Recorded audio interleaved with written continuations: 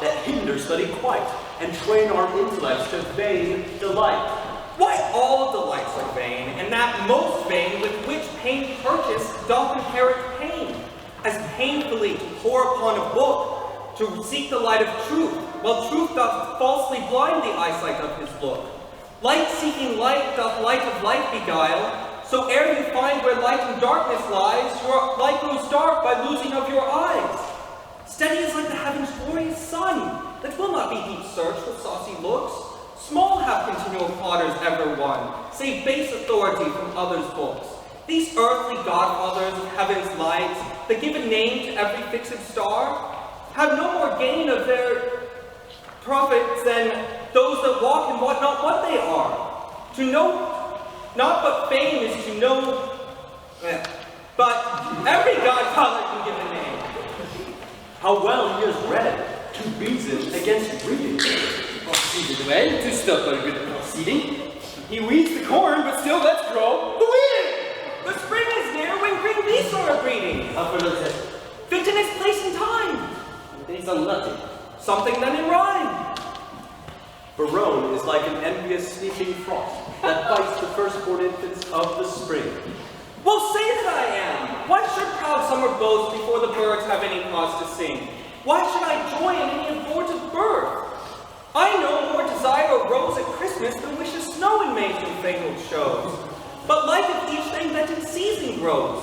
So for you to study more, it is overshot. Climb over the house to unlock the little gate. Well, sit you out. Go home, Barone, adieu.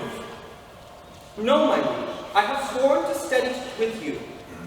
And though I have for barbers who spoke more than for that angel knowledge I can say, yet confident I will bide the penance of each 3 years' day. Let me read the paper, and to the strictest decrees I will write my name. How well this yielding rescues thee from shame. Item, that no woman shall come within a mile of my court, hath this been proclaimed 4 days ago. Let us see the penalty. On pain of losing her tongue. Who divides this penalty? Mary, that did I. Sweet Lord, and why? To fight them hence with this dread penalty. A dangerous law against gentility. Item, if any man be seen to talk with a woman within the term of 3 years, he shall endure such public shame as the rest of the court can possible devise. This article yourself must bring, for well you know here comes an embassy, the French king's daughter with yourself to speak, about surrender up of Aquitaine on behalf of her decrepit, bedridden, and sick father. Either vainly comes the admired princess hither, or this article is written vain. What say you, lords? Why, this was quite forgot. So study evermore is overshot. While study had the aim to get what it would, it forgets to do the thing it should. And when it hath the thing it hunted most, 'tis one as towns with fire, so won, so lost. We must of force dispense with this decree. She must lie here on mere necessity. Necessity will make us all forsworn 3,000 times within this 3-year space. Each man with his effects is born, not by might mastered, but by special grace. If I break faith, this word shall speak for me. I am forsworn on mere necessity. So to the laws at large I write my name, and suggestions are to other. Though I seem so low, I will be the last that will last break this oath. But is there no quick recreation granted? Aye, that there is. Our court, you know, is haunted with a refined traveler's spade, a man in all the world's new fashion planted that has a veritable mint of phrases in his brain, one whom the music of his own vain tongue doth ravish like enchanting harmony, a man of compliments, who right and wrong have chose his umpire of their music. This child of fancy, our motto height, or interim to our studies, shall relate in high-born words the word of many a knight from tawny Spain, lost in the world's debate. How you delight, lords, I know not I, but I protest I love to hear him lie, and I will use him for our mistresses. Our motto is a most illustrious wight, a man of fiery words, fashion's own knight. Co-starred and he shall be our sport, for to study 3 years. It is but short. When is the joke's own person? This is he. I myself reprehend his own person, for I am the Duke's star, but I was seen in flesh and blood. This is the Duke. Signor, arm, commend. There's still need right. This letter will tell you more. Sir, the contempt, sir, of ours touching me. Why, a letter from the magnificent Armado. I hope in God for high words. I hope for a low heaven. Sir, the matter is to me, sir, as concerning Jacquinetta. The matter of it is, I was taken with the manner. In what manner? In manner and form following, sir. All those 3. I was seen with her at the manor house, sitting with her upon the form, and taken following her into the park, which put together is in manner and form following. Now, sir, for the manner. It is the manner of a man to speak to a woman. For the form, in some. For the following, sir? I shall follow in my correction, sir, and God defend the right. Will you hear this letter with attention? As you would in oracle. Such is the simplicity of man to hearken after the flesh. Great deputy, the Welkin's vicegerent and sole dominator of Navarre, my soul's earth's god, and body's fostering patron. Not a word of costard yet. So it is. It may be so, but if he says it is so, he isn't telling the truth. But so, peace be to me and every man that dares not fight. No words. Of other men's secrets I beseech you. So it is. Besieged with sable-colored melancholy, I did commend the black oppressing humor to the most wholesome physic of thy health-giving air, and, as I am a gentleman, betook myself to walk. The time when, about the 6th hour, when beasts most graze, birds best peck, and men sit down to that nourishment which is called supper. So much for the time when. Now for the ground which I walked upon. It is eclipsed thy park. Then for the place where I did encounter that obscene and most preposterous event, that draweth from my snow-white pen the ebon-colored ink, which here thou viewest, beholdest, purveyest, or seest. But to the place where it standeth north, northeast, and by east from the west corner of thy curious knotted garden. There did I see that low-spirited swain, that base minnow of mirth, Me? that unlettered, small-knowing soul, Me? that shallow vassal, Still me? which, as I remember, hight Castard, Oh, me. sorted and consorted, contrary to thy established proclaimed edict and consonant canon, which with, but with this I passion to say, wherewith? With a wench?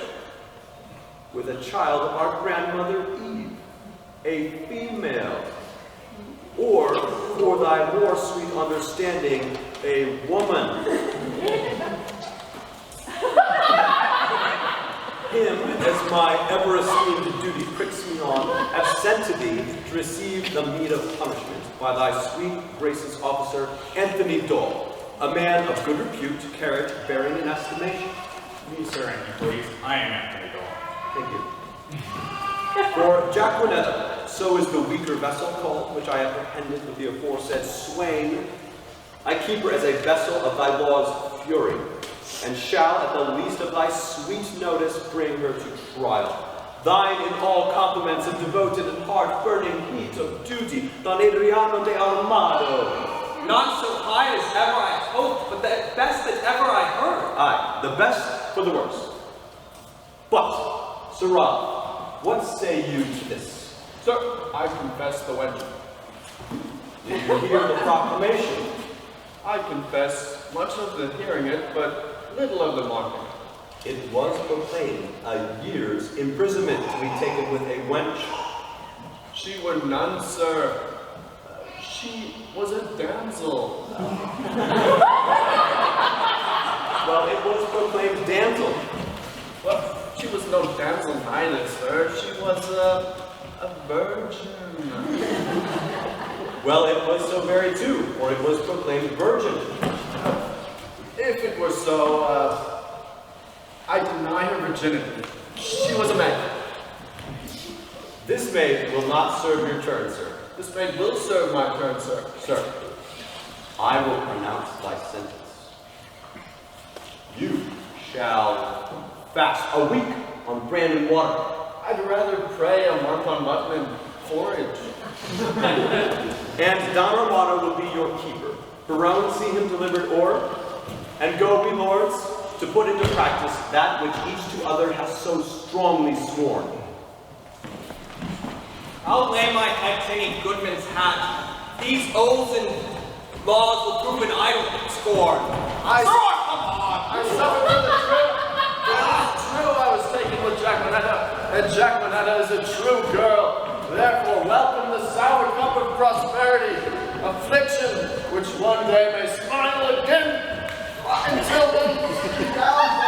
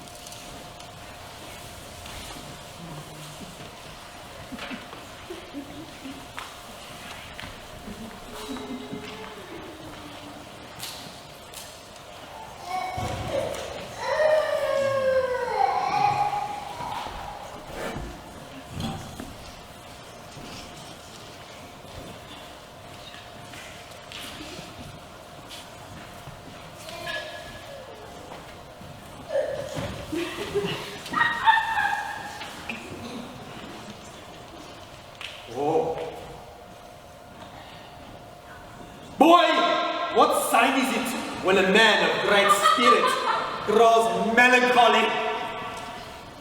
A great sign, sir, that he will look sad. How canst thou part sadness and melancholy, my tender juvenal? Why, tender juvenal? Why, tender juvenal? Why, tough signor? Why, tough signor? I spoke it. Tender juvenal, I spoke it, tough signor, as a congruent epitheton to thine own time, which we shall name tough. Pretty and apt. How mean you, sir? I pretty and my saying apt? Or I apt and my saying pretty? Thou pretty because little. Little pretty because little. Wherefore apt? And therefore apt because quick. How mean you, master? Speak you this in my praise? In thy condign praise. I will praise an eel with the same praise. What? That an eel is ingenious? That an eel is quick. I do say thou art quick in answers. Thou heat'st my blood. I am answered, sir. I love not to be crossed. He speaks the mere contrary. Crosses love not him. I will hereupon confess I am in love. And as it is base for a soldier to love, so am I in love with a base wench. If drawing my sword against the humor of affection would deliver me from the reprobate thought of it, I would take Desire prisoner and ransom him to any French courtier for a new devised courtesy. Comfort me, boy. What great men have been in love? Hercules, master. Oh, most sweet Hercules. More authority, my lord, than more. and sweet my child, let them be men of good bearing and carriage. Samson, master, he was a man of good carriage, great carriage, for he carried the town gates on his back like a porter. And he was in love. Sweet Samson, strong-jointed Samson, I do excel thee in my rapier as much as thou didst me in carrying gates. Who was Samson's love, my dear mote?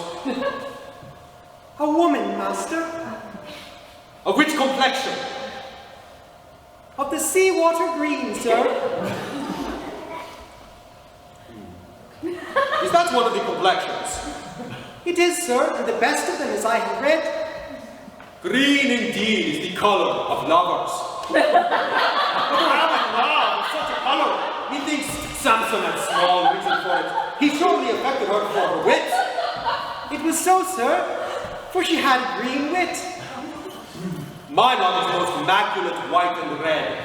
Most immaculate thoughts, dear master, are masked under such colours. Define, well-educated imp. If she be made of white and red, her faults will ne'er be known.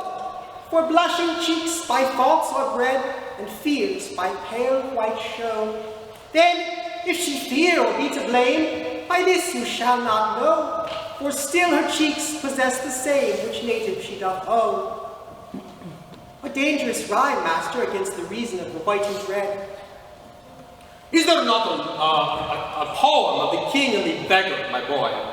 The world was very guilty of such a ballad some 3 ages since, but now I think 'tis not to be found. Or if it were, it would serve neither for the writing nor the tune. I will have that subject newly writ o'er, that I may example my digression by some mighty precedent. Sing to me, boy, my spirit grows heavy. And that's great marvel, loving a light wench. I say sing! Forbear till this company be past.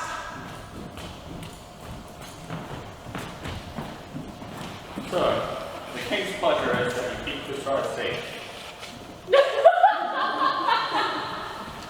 And he must have no pleasure, nor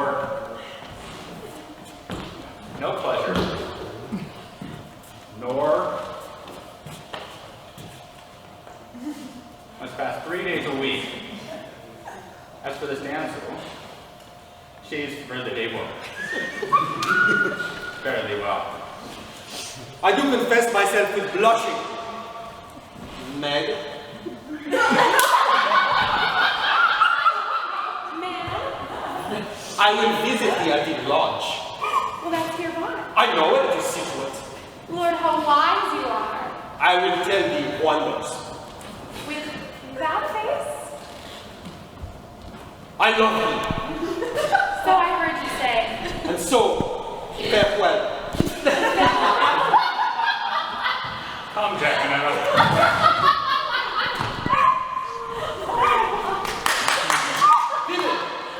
Thou shalt fast for thy offences without pardon. Well, I hope when I do it, I shall do it on a full stomach. Thou shalt suffer heavily. I am more bound to you than your fellows, for they are lightly rewarded. Thou shalt to prison. Let me not fast being put up, I will fast being loose. No, sir, that will fast and loose. Thou shalt to prison. Away. If some shall see the merry days of desolation that I have seen, some shall see. What shall some see? Nothing, Master Adramadio, but what they look upon. It is not for prisoners to be too silent in their words, therefore I will be quiet. Wait. It is not, Wait.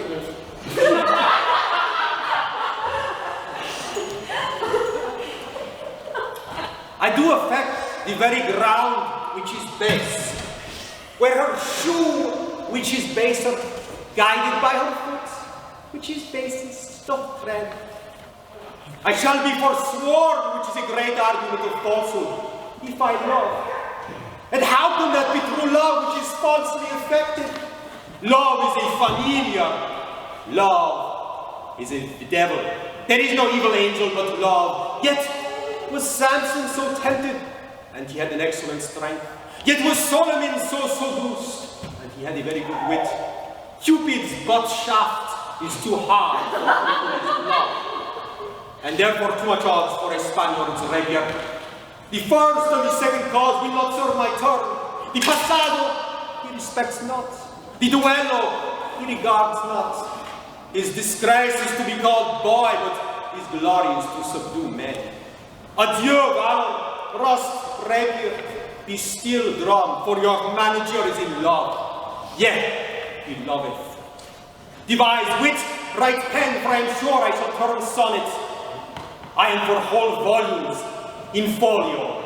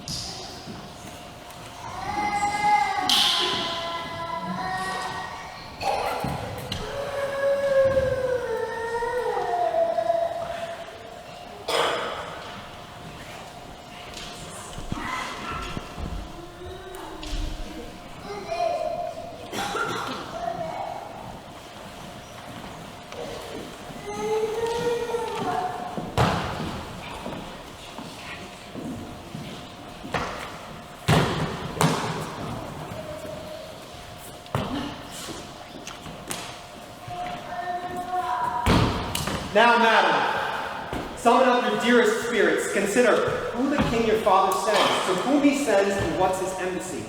Yourself, held precious in the world's esteem, to parley with the sole inheritor of all perfections that a man may owe. Matchless of art, the plea of no less weight than Aquitaine, a dowry for a queen.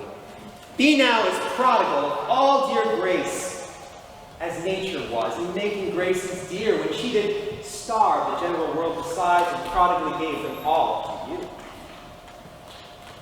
Good Lord Boyette, my beauty, though but mean, needs not the painted flourish of your praise.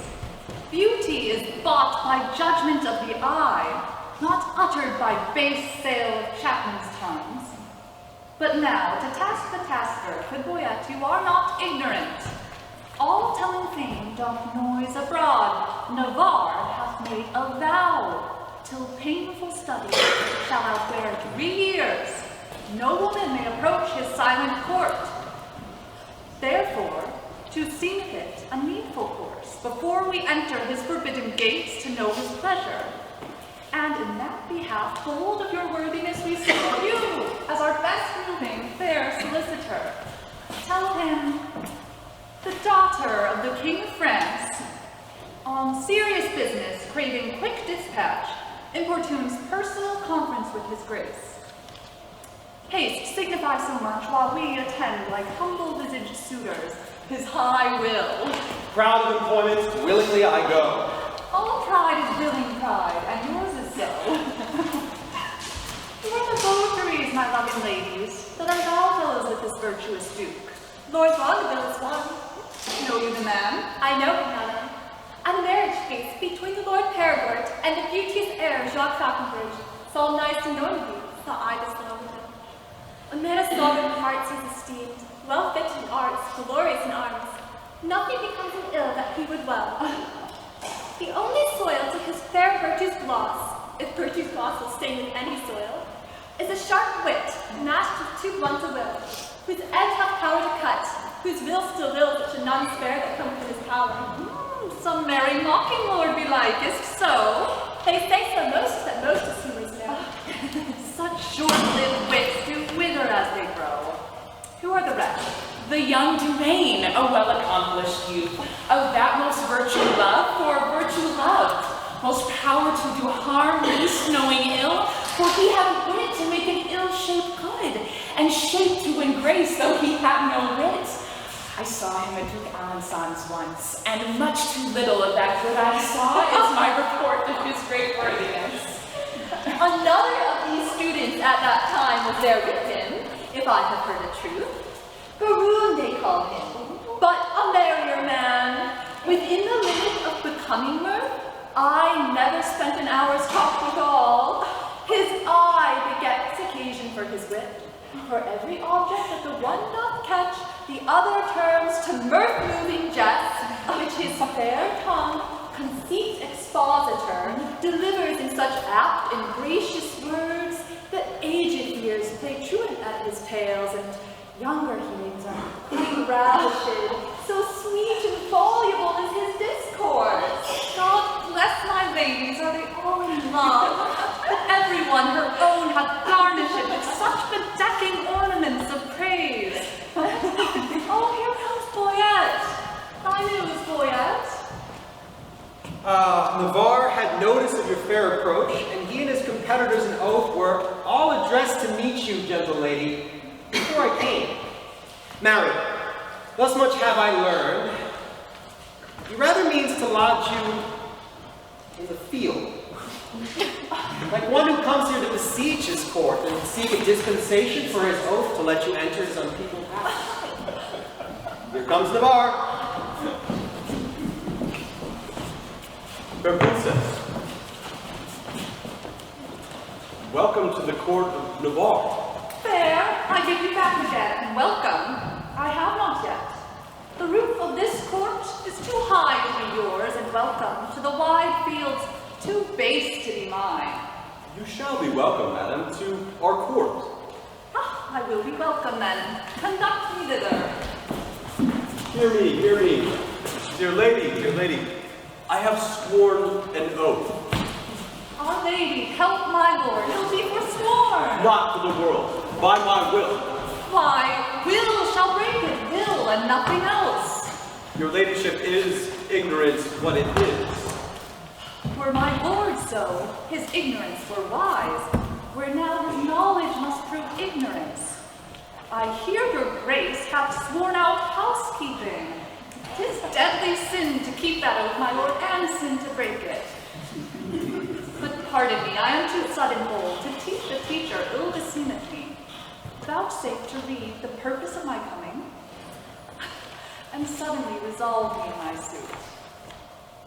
Madam, I will, if suddenly I may. You will the sooner that I were away, for you'll prove perjured if you make me stay.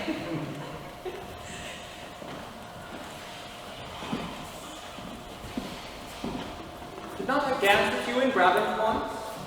Did not I dance with you in Brabant once? No, you didn't. How needless was it then to ask the question? Why so quick?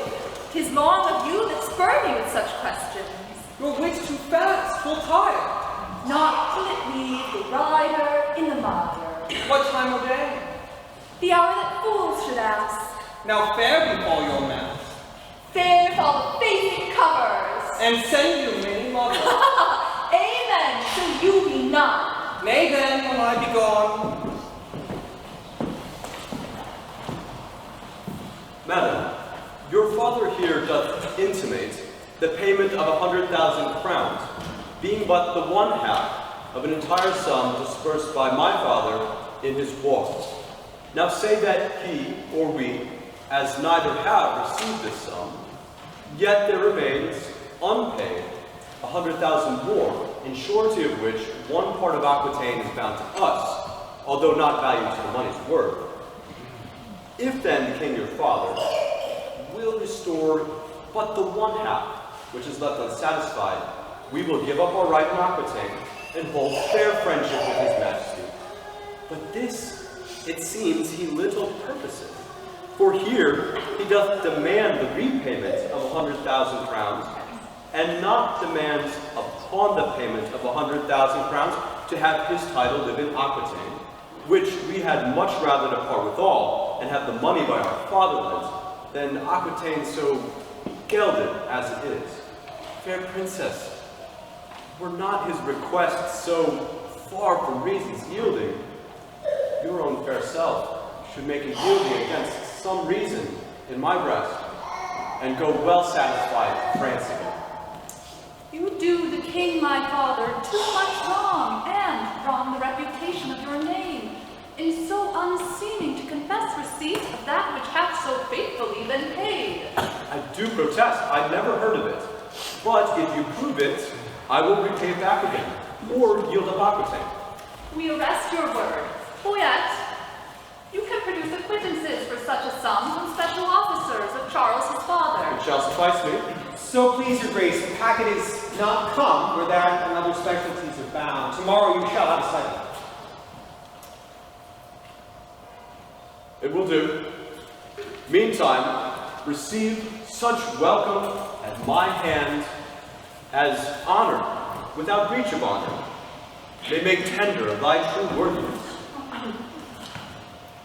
You may not come, fair princess, within my gates, but here without, you shall be so received as to deem yourself lodged in my own heart. Deny fair harbor in my house. Your own good thoughts excuse me, and farewell. Tomorrow we will visit thee again. Sweet health and fair desires consort your grace. Thine own wish I thee in every place.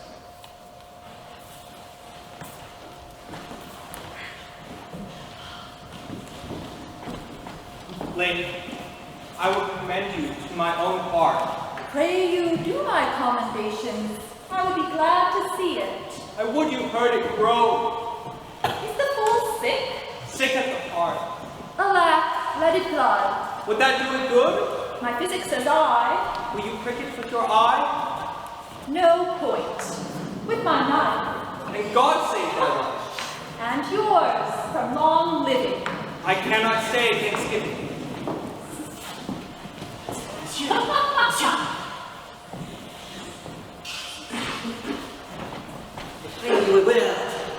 But the ladies, it's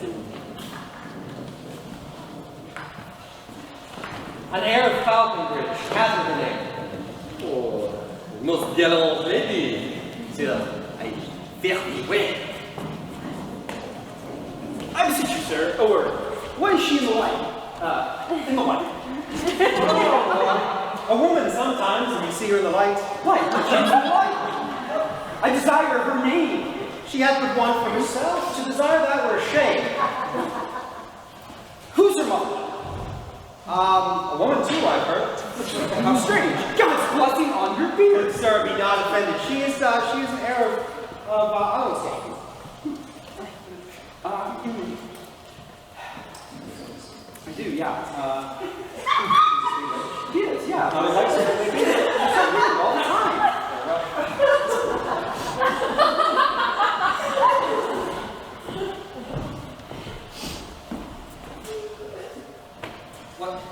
What's her name in the yellow? Rosalind, by good hap. Is she wedded or no? To her will, sir, so. You're welcome, sir. Adieu. Farewell to me, sir, and welcome to you. That last is for her, the merry madcap lord. Not a word with him but a jest. And every jest but a word. It was well done of you to take him at his word. I was as willing to grab him as he was to board. 2 hot sheeps married. Wherefore not ships? No sheep, sweet land, unless we feed on your lips. You sheep and I pasture. Shall that finish the jest? Please grant pasture to me. Not so, gentle beast. Not so, gentle beast. My lips are no common, though several they be. Belonging to whom? To my fortunes and me. Oh, good wits will be jangling, but gentles agree. This civil war of wits were much better used on Navarre and his bookman, for here 'tis abused. If my observation, which very seldom lies, by the heart's still rhetoric, discloses with the eyes, deceive me not now. Navarre is infected. With what? With that which we lovers entitle affected. Your reason. Why, all his good graces did make their retire to the court of his eye, peeping thorough desire. His heart, like an agate with your print impressed, proud with his form and his eyes pride expressed. His tongue, all impatient to speak and not see, did stumble with haste in his eyesight to be. Methought all senses to that sense did make their repair, to feel only looking on fairest of fair. Methought all his senses were locked in his eye, like jewels and crystals for some prince to buy, who, tendering their own worth from where they were glassed, did point you to buy them along as he passed. His face, his own margin, did quote such amazes that all eyes saw his eyes enchanted with gazes. I'll give you Aquitaine, and all that is his, and you give him for my sake but one loving kiss. Come to our pavilion. Boyette is disposed. But to say that in words which his eye hath disclosed, I only have made a mouth of his eye by adding a tongue which I know will not lie. Thou art an old love-monger and speakest skillfully. And he is Cupid's grandfather and learns hints of him.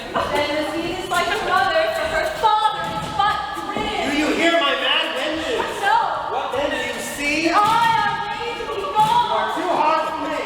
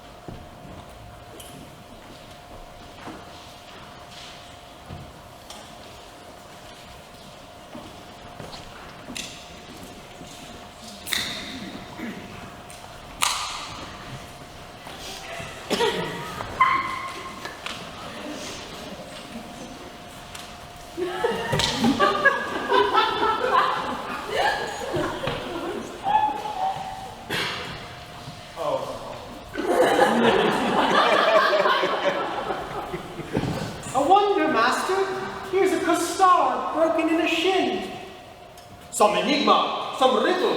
Come, thy long boy, begin. No Eggman, no riddle. No sound in the mail, sir. Oh, Sir Plantain, insane Plantain. No little boy, no sound in the mail, sir. By virtue thou enforcest laughter, thy silly thoughts my spleen. The heaving of my lungs provokes me to ridiculous smiling. Don't the inconsiderate take salve for l'envoi for a salve? Do the wise think them others, sir? Boy, they are not the same thing. L'envoi is a prologue or discourse to make plain some obscure precedent that hath before been said. I will examine it. The fox, the ape, and the humble bee, still a gods, being but three. I will add the l'envoi. Do you begin the moral again? The fox, the ape, and the humble bee were still at odds, being but three. Until the goose came out the door and stayed the odds by adding 4. Now will I begin the moral, and do you end with my l'envoi. The fox, the ape, and the humble bee were still at odds, being but 3. Until the goose came out the door, staying the odds by adding 4. A good l'envoi ending in the goose. Could you desire better? No. The boy had sold him a bargain, a goose that's flat. Sir, your pennyworth is good and your goose be fat. To sell a bargain well is as cunning as fast and loose. But let me see. That's a fat little boy, that's a fat goose. Come here. How did this argument begin? True. And thus came your argument in. The goose that you bought, the boy's long boy, and he ended the market. But how was there a costard broken in his shin? Well, thou hast no feeling of it. I will speak thee, little boy. I, the star, running out, that was safely within, fell over the threshold and broke my shin. We will talk no more of this matter. Till there be more matter in the shed. Signor Gustave, I will enfranchise thee. Oh, marry me the one, Francis. I smell some love, Roy, some awesomeness. No, giving thee liberty in freedom in thy person. Thou wert captivated, restrained, immured, bound. True, and you will be my purgation and set me loose. I give thee thy liberty, and in lieu thereof impose on thee nothing but this. Bear this significant to the country maid, Jaconetta. There is remuneration, for the greatest word of mine honor is to reward my dependents. I'll do it. Moat, follow. Let the sequel eye, Signor. Adieu, Gustave.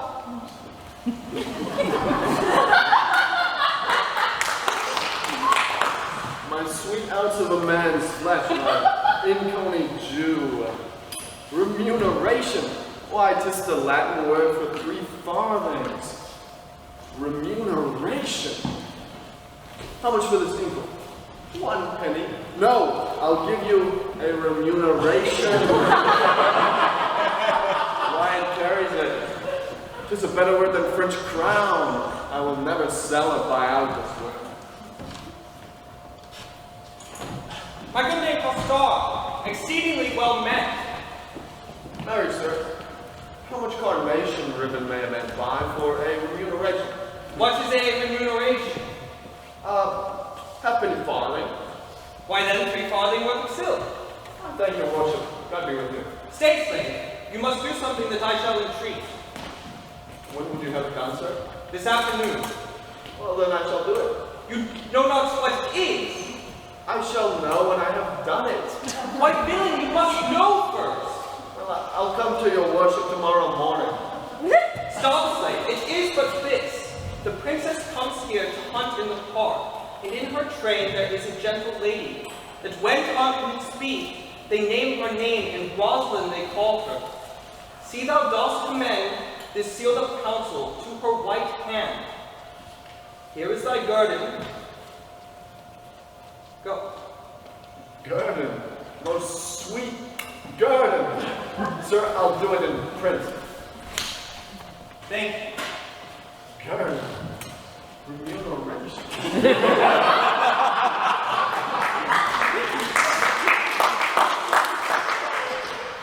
And I, forsooth, in love, I that have been love's wit, a very beetle to a humorous side, a critic, nay, a night watch constable, a domineering pedant of a boy, than whom no mortal so magnificent.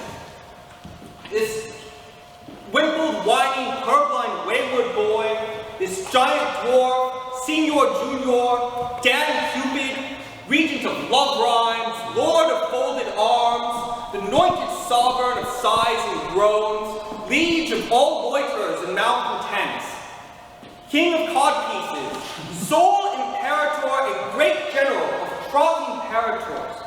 Oh, my little heart! And I to be a corporal in his field and wear his colors like a tumbler's hoop? What? I love, I sue, I seek a wife, a woman that is like a German clock, ever out of frame, still repairing, being a watch, but being watched that it may still go right, nay, to be perjured, which is worst of all, and a monk free to love the worst of all, a whitely wanton with a velvet brow, with 2 pitch balls stuck in her face for eyes.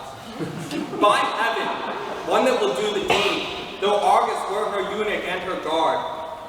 I to watch for her, to sigh for her, to pray for her. Go to! It is a plague which Cupid will impose for my neglect of his almighty dreadful little might. Well, I will love, write, sigh, pray, sue, groan. Some men must have my lady, and some Joan.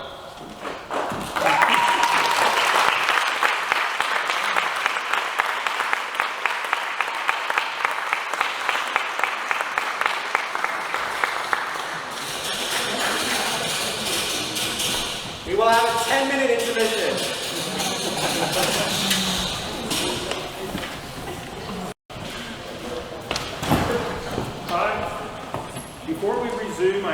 short announcement.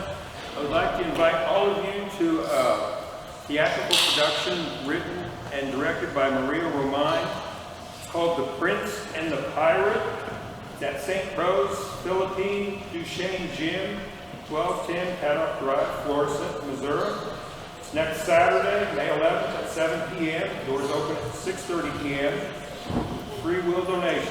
So if you enjoy this type of entertainment, please look that up. You can take a picture of this before you leave. And now, we would like to resume our production this evening.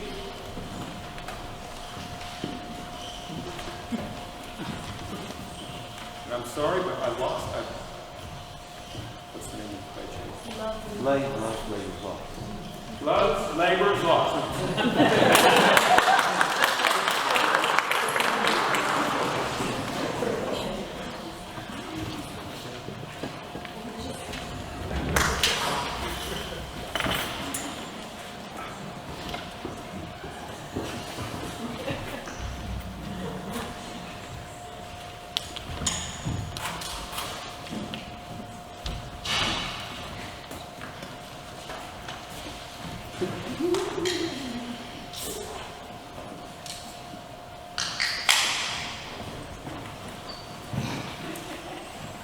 Was that the king that spurred his horse so hard against the steep uprising of the hill? I do not know, but I think it was not he. Whoe'er was, showed a mounting mind. Well, ladies, today we shall have our dispatch. On Saturday we shall return to France. Then, Forrester, my friend, where is the bush that we must stand and pay the murderer in? Hereby upon the edge of yonder capice, a stand where we may make our fair shoot. I thank my beauty, I am fair that shoot, and thereupon thou speakst the fairest shoot. Pardon me, ma'am, for I meant not so. What? What? First praise me, and again say no. Oh, short-lived pride, not fair, flag for woe. Yes, madam, fair. Nay, never paint me now. Where fair is not, praise cannot mend the brow. Here, good my class, take this for telling true. Fair payment for foul words is more than due. Nothing but fair than which you inherit. Oh, see, my beauty will be saved by merit. Oh, heresy and fair, fit for these days, a giving hand, though foul, shall have fair praise. But come, the bow. Now, mercy goes to kill, and shooting well is then accounted ill. Thus will I save my credit in the shoot. Not wounding, pity would not let me do't. If wounding, then it was to show my skill that more for praise than purpose meant to kill. And out of question, so it is sometimes, glory grows guilty of detested crime, when for fame's sake, for praise an outward part, we bend to that the working of the heart. As I, for praise alone, now seek to spill the poor dear's blood, that my heart means no ill. Do not cursed wives hold out self-sovereignty only for praise sake when they strive to be lords over their lords? Only for praise, and praise we may afford to any lady that subdues a lord.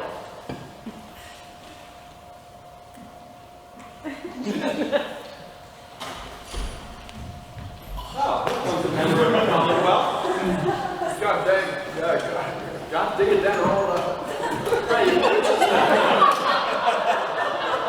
Thou shalt know her fellow by the rest that have no heads. Which lady is the greatest, the highest? The thickest and the tallest. The thickest and the tallest, it is so, truth is truth. And your waist, mistress, were as slender as my wit. One of these maids' girdles for your waist should fit. Are not you the chief woman? You are the thickest dear. I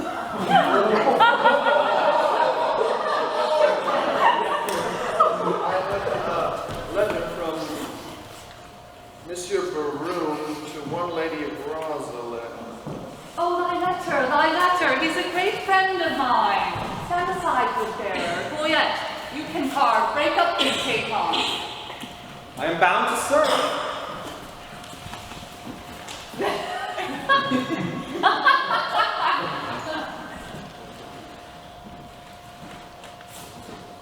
This letter is mistook. It imported none here. It is writ to one Jaconetta. We will read it, I swear, break the neck of the wax, and everyone give ear. By heaven, that thou art fair is most infallible. True that thou art beauteous. Truth itself that thou art lovely. More fairer than fair, beautiful than beauteous, truer than truth itself. Have commiseration on thy heroic vassal, the magnanimous and most illustrate King Cophetua.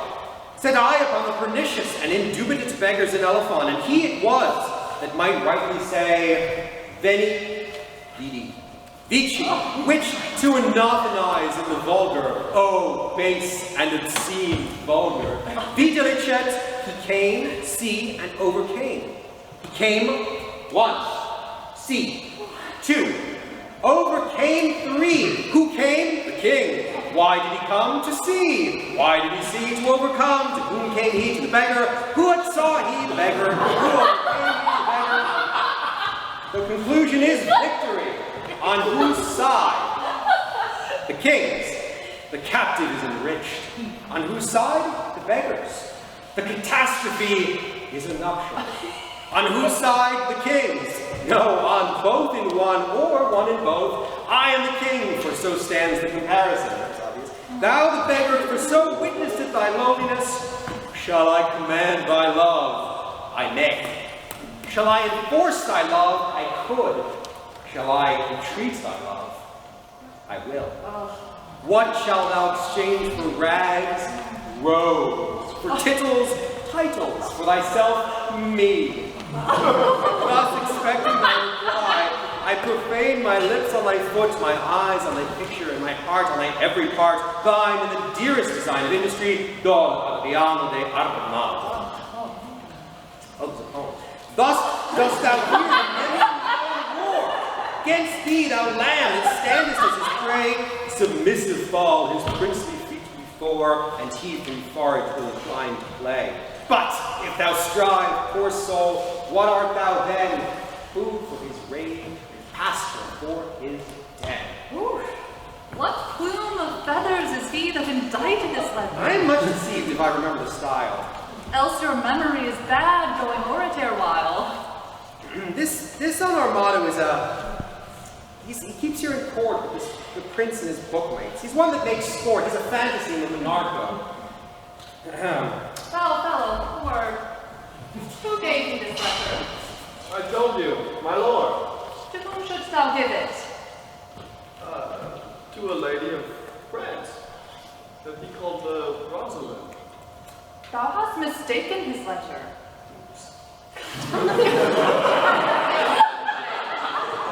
Here, sweet, put up this. We'll be thine another day.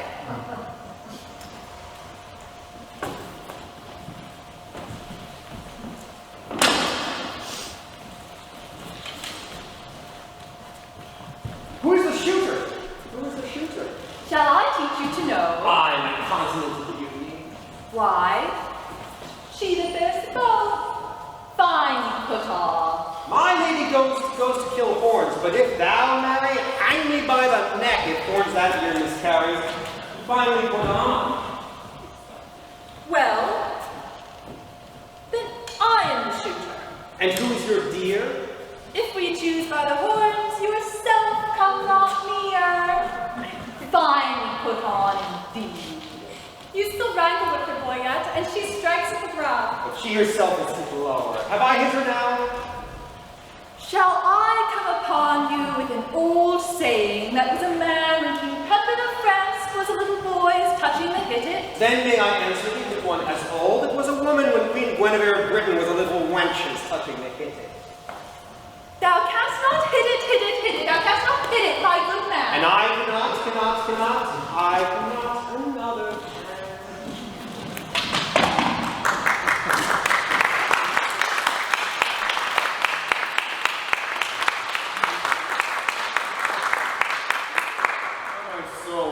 A simple clown.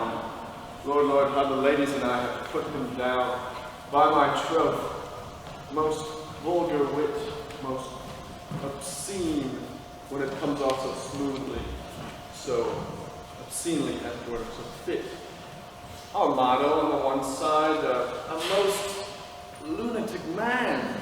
To see him walk before a lady and bear her fan.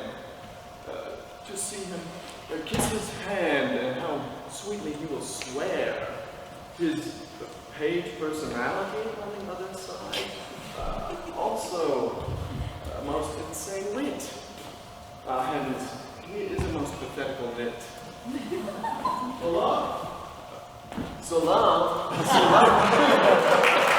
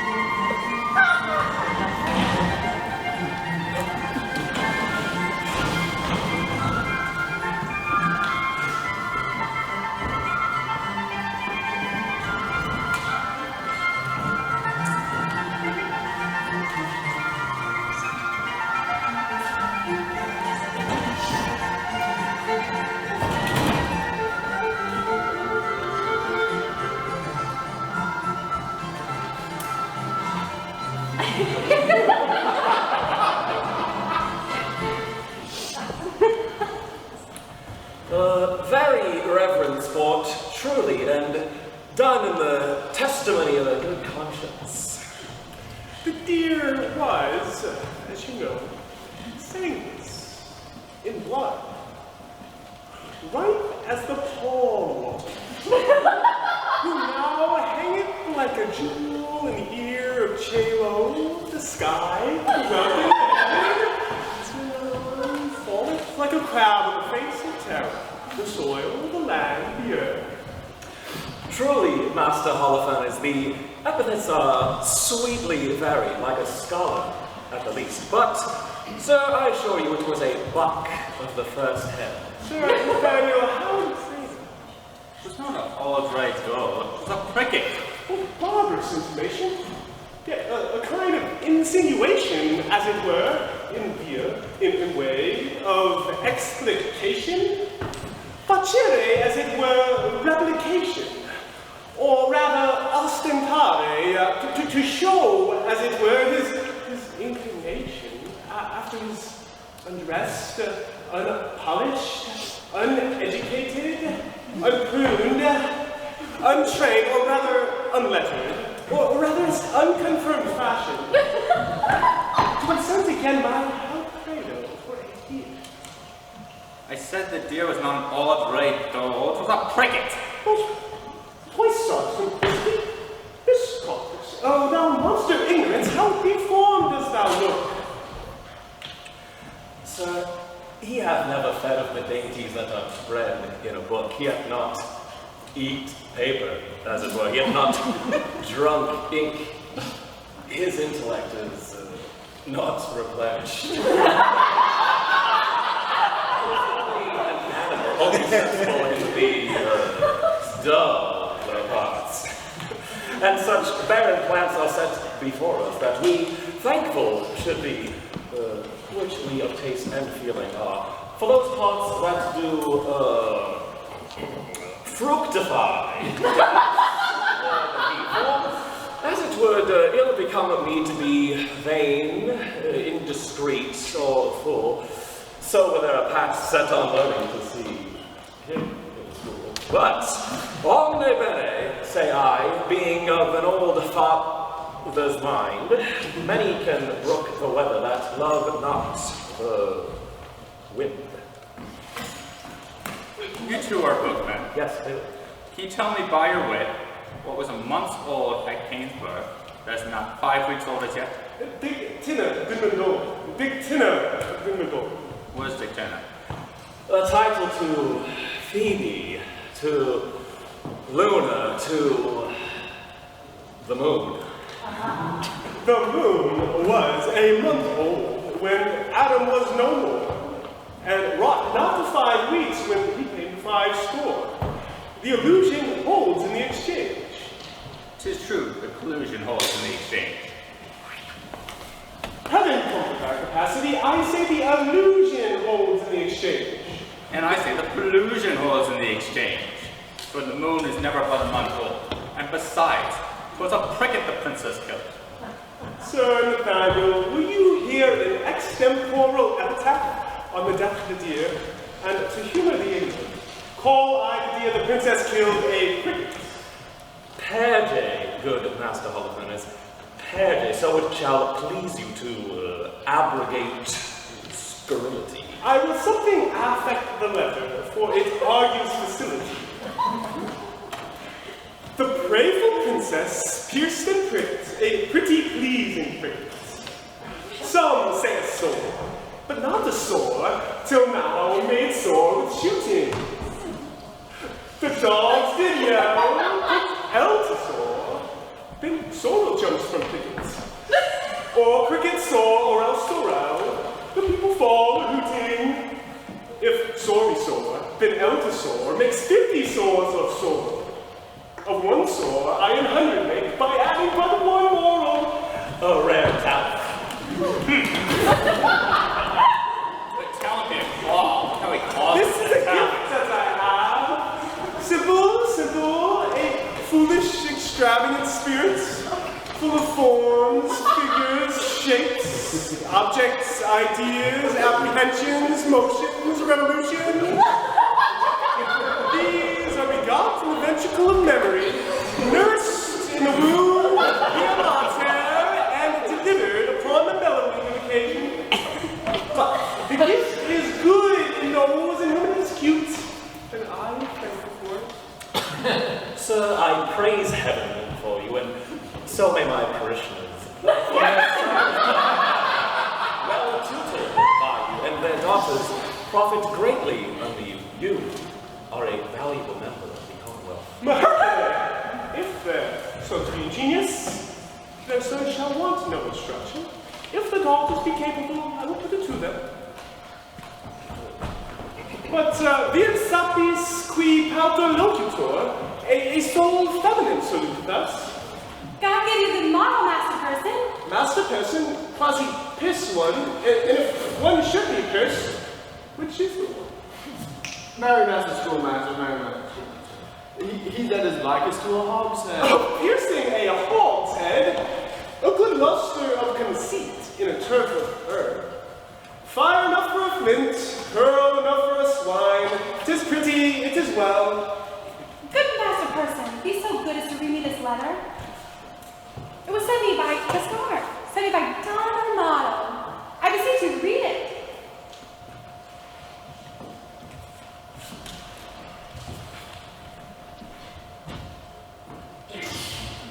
Facile precor, gelido quando peccas omnia ruminat, and so forth.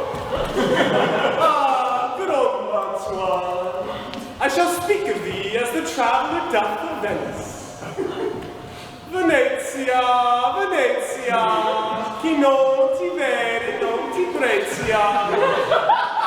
Oh, Mantua, who understandeth thee not, loves thee not.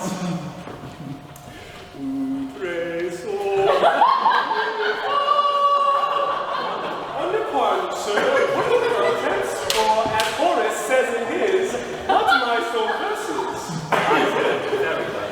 Let me hear a staff, a stanza, a verse, Lady Domine. If me forsworn, how shall I swear to love? Ah, never faith could hold, if not to beauty vowed. Though to myself forsworn, to thee I'll faithful prove. Those thoughts to me were oaks, to thee like osiers bowed. Study his bias leads, and makes his book thine eyes. Where all those pleasures live that art would comprehend. If knowledge be the mark, to know thee shall suffice. Well learned is that tongue that well can thee commend. All ignorant that soul that sees thee without wonder, which is to me some praise that I thy parts admire. Thy eye those lightning bears, thy voice is dreadful thunder, which, not to anger bent, is music and sweet fire. Celestial as thou art, oh, pardon love this wrong, that sings heaven's praise with such an earthly tongue. Fine and not apostrophes, and so miss the accent. You are only notice, Magpie, but for the elegancy, facility, and golden cadence of poesy, correct. Ovidius Nasal was the man. And why indeed nasal, but for smelling out the odoriferous flowers of fancy, the jerks of invention. Imitare is nothing, so that the hound his master, the ape his keeper, the tired horse his rider. But, Demoiselle Virgin, was this letter directed to you? Ah, sir, from one Monsieur Perron, one of the strange Queen's lords. I will overglance the superscript. To the snow-white hand of the most beauteous lady Rome. I will look again on the intellect of the letter for the nomination of party writing to the person written unto. Your ladyships, in all desired appointments, Baroon. Sir Nathaniel, this Baroon is one of the votaries with the king, and here he hath framed a letter to a sequent of the stranger queens, which accidentally, or by the way of progression, hath miscarried. Trip and go, my sweets, deliver this letter, please, to the royal hand of the king. It may concern much. Stay not thy compliments. I forgive thy duty. Adieu. Good Costard, go with me. Sir, God save your life. Come with me, my girl.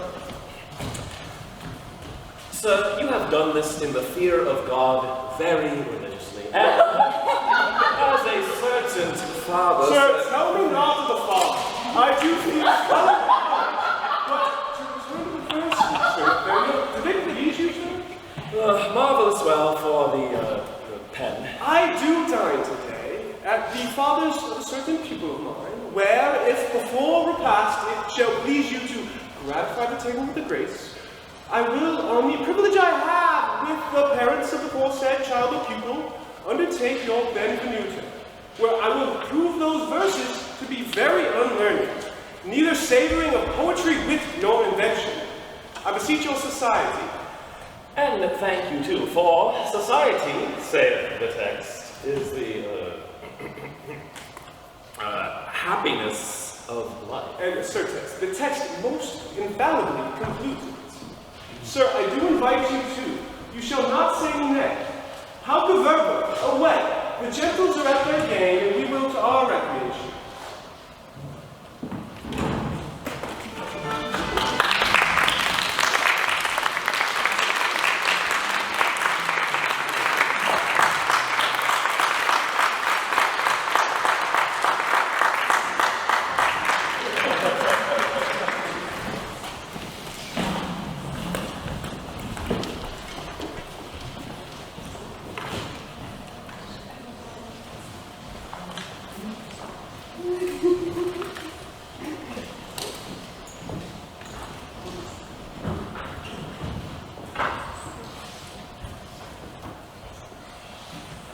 King, he is hunting the deer. I am coursing myself. They have pitched a toil. I am toiling in a pitch that defiles. Defiled, foul word. Well, set me down, sorrow, for so they say, the fool said, and so say I, and I the fool. Well proved wit. By the Lord, this love is as mad as aged. It kills sheep. It kills me. I am sheep. Well proved again on my side. I will not love. If I do, hang me. In faith, I will not. Oh, but her eyes. By that light, but for her eye, I would not love her. Yes, for her 2 eyes. I do nothing in the world but lie in my throat. By heaven, I do love. And it has taught me to rhyme and to be melancholy. And here is part of my rhyme, and here my melancholy. She hath one of my sonnets already. The clown bore it, the fool sent it, the lady happened. Sweet clown, sweeter fool, sweetest lady. By the world, I would not care a pin if the other three were in. Oh, here comes one now. God give him grace to grow. By me. Shot by Cupid, thou hast sunk him with thy bird bolt under the left path, in faith's secrets. So sweet a kiss, the golden sun gives not to those fresh morning drops upon the rose, as thy eyebeams, when their fresh rays have smote the night of dew that on thy cheeks down flows. Nor shines the silvery moon one half so bright through the transparent bosom of the deep, as doth thy face through tears of mine give light. Thou shinest in every tear that I do weep, as doth thy face through tears of mine give light. No drop but as a coat doth carry thee, so ridest thou triumphing in my woe. Do but behold the tears that swell in me, and they thy glory through my grief will show. But do not love thyself, then thou wilt keep my tears for glasses, and still make me weep. O Queen of Queens, how far dost thou excel? No thought can think, nor tongue of mortal tell. How shall she know my grief? Drop this paper. Sweet leaf, shade foul. Who is he that comes here? What? Longaville? And reading. Listen here. He comes in like a perjurer wearing papers. I am forsworn. He comes in like a perjurer wearing papers. In love. And I still forsworn. One broken loves another, man. Am I the first that hath been perjured so? I can put thee in comfort, not by two that I know. Thou makes the triumvirate, the corner cap of society, the shape of love's fibre that hangs up simplicity. Oh, I fear these stubborn lines lack the power to move. Oh, Maria, empress of my love, these words I shall tear for thee and write in prose. Oh, rhymes are gods on wanton Cupid's hose. Disfigure not his shop. This same shall go. Did not the heavenly rhetoric of thine eye, gainst whom the world cannot hold argument, persuade my heart to this false perjury? Vows for thee broke deserve not punishment. A woman I forswore, but I will prove. Thou being a goddess, I forswore, not thee. My vow was earthly, thou a heavenly love.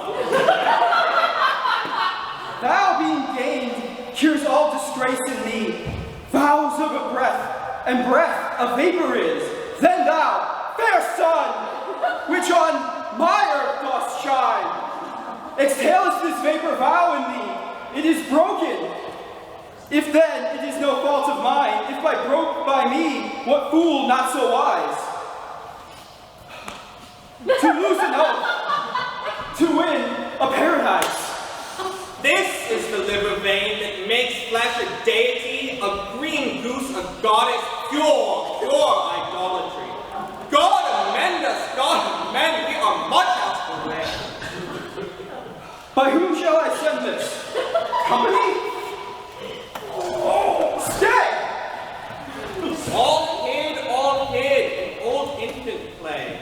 Like a demigod, here sit I in the sky, watching fools heedfully o'er I. More sacks to the mill, I have my right to man transformed, all woodcocks in a ditch. Oh, musty wine cakes! By hello, the wonder in the mortar's eye. By the earth she is not corporal, there you lie. Her amber hairs as far for amber could. An amber-colored raven was well noted. As upright as a cedar. Stoop, I say, her shoulders of child. As fair as day. Had some days, but then no sun must shine. Oh, that I had my wish. And I mine. I mine too, good Lord. And I mine. Oh, isn't that a good word? I would forget her, but a fever, she reigns in my blood and will remember to be. The fever reigns, well then incision will let her out in sauces, sweet misprision. Once more I'll read the words that I have writ. Once more I'll mark how love can vary wit. On a day, elect a day, love whose month is ever made. Spider blossom, passing fair, playing once a year. Through the velvet leaves the wind, all unseen can pass it fin. Let the lover sick to death wish themselves the heavens spread. Air, for he I cheeks may blow. Air, would I my triumph so. But elect my hand is strong, ne'er to pluck him from my throne. Thou elect for youth and meat, youth so help to pluck a sweet. Do not call it sin in me, that I am forsworn for thee. Thou for whom Jove would swear, Juno but an Ethiopia, and deny himself for Jove, turning mortal for thy love. This will I send and something else more plain, to express my true love's fasting pain. Oh, with the king, Baron and Longueville, the lovers too will to example ill. Would from my forehead wipe but bear their not, for none of them were the like to do it. Dumaine, thy love is not in charity. Love grievous, dearest society. You may blush, and I may too. But this is what I say unto you. Come, sir. You blush, as your case is such, and you chide at them, offending twice as much. Longueville, you do not love Marina. Longueville never did sonnet for her sake compile, nor never lay his wreathed arms athwart his loving bosom to keep down his heart. I have been closely shrouded in this bush. Am I marked you both? You both did blush. I heard your guilty rhymes, observed your fashion. I saw sighs weep from you, noted well your passion. I mean, says one, oh Jove, the other cries. One, her hairs were gold, crystal, the other's eyes. You would for paradise break faith and troth. And Jove, for your love would infringe an oath. What will the wrong say? When that ye shall hear, faith infringe, that such zeal did swear. How he will scorn, how he will spend his wit, how he will triumph, leap, and laugh at it. For all the wealth that ever I did see, I would not have him know so much by me. Now step out forth to whip hypocrisy. Good, my liege, I pray thee pardon me. Good heart, what grace hast thou thus to reprove these worms for loving that are most in love? Your eyes do make no coaches, in your tears there is no certain princess that appears. But your love be murder, 'tis a hateful thing. None but minstrels like a sonneting. But are you not ashamed, nay, are you not all three of you to be thus much or a shot? You found his mote, the king your mote did see, but I a beam do find in each of three. Oh, what a scene of foolery have I seen, of sighs and groans, of sorrow and of teen. Oh, See a king transform into a gnat. See great Hercules whipping a gig, and profound Solomon to tune a jig. And Nestor play a pushpin with the boys, and critic Timon laugh at idle toys. Where lies thy pain? Oh, tell me, good Dumaine. And gentle Longaville, where lies thy grief? And where are my lieges? All about the breast of Carlo. Too bitter is thy jest. Are we betrayed thus to thy overview? Not you to me, but I betrayed by you. I that am honest, I that hold it sin, to break the vow that I am engaged in. I am betrayed by men like you, men of inconstancy. When will you see me write a thing in rhyme, or groan for Joan, or spend a minute's time in crooning me? When will you hear that I have praised a hand, a foot, a face, an eye, a gait, a state, a waist, a limb, a leg, a lip? Ah, whither away so fast? A true man or a thief that gallops so? I'm close from love. Good lover, let me go. God bless the king. What present hast thou there? Some search treason. What makes treason here? Nay, it makes nothing. Well, if it bar nothing neither, then the treason and you go away to feast together. I beseech your grace, let this letter be read. Our parson is doubted. 'Twas treason, he said. Barone, read it o'er. Where hast thou it? Of course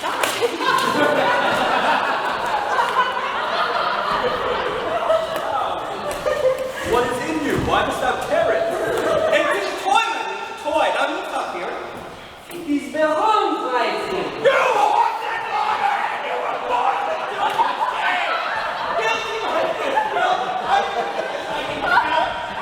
What? That you three lack me for to make up the mess. He, me, and you, my liege, and I are pig purses in love, and we deserve to die. But dismiss this audience, and I Head, sirs, away. Walk aside the true folk, and let the traitors stay.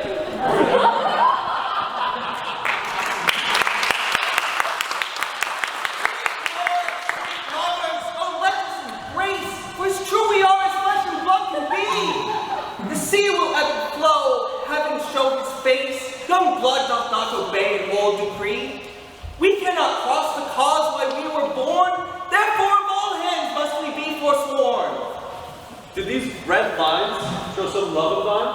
Did they, quote you, who sees the heavenly Rosalind, who like a rude and savage man of Ind, at the first opening of the gorgeous east, bows not his vassal head, and stricken blind, kisses the base ground with obedient breast? What peremptory, eagle-sighted eye can look upon the heaven of her brow that is not blinded by her majesty? By heaven, thy love is black as ebony.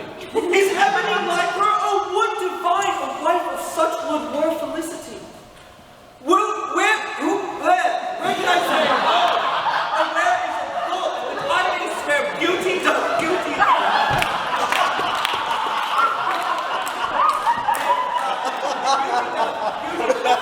Why not face so fair, so black?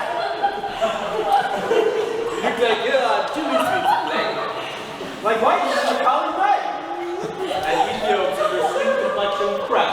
And that means the candles now for dark as light. Your mistresses never dare come in rain for fear their colors would wash away. Sir, for good yours did, for to tell you plain, I will find a fairer face not washed today. I will prove her fair or talk till doomsday here. No devil then will fright you so much as she. I never knew a man would buy the stuff so together. My foot and her face do see. What the thing of would not be so dainty for her such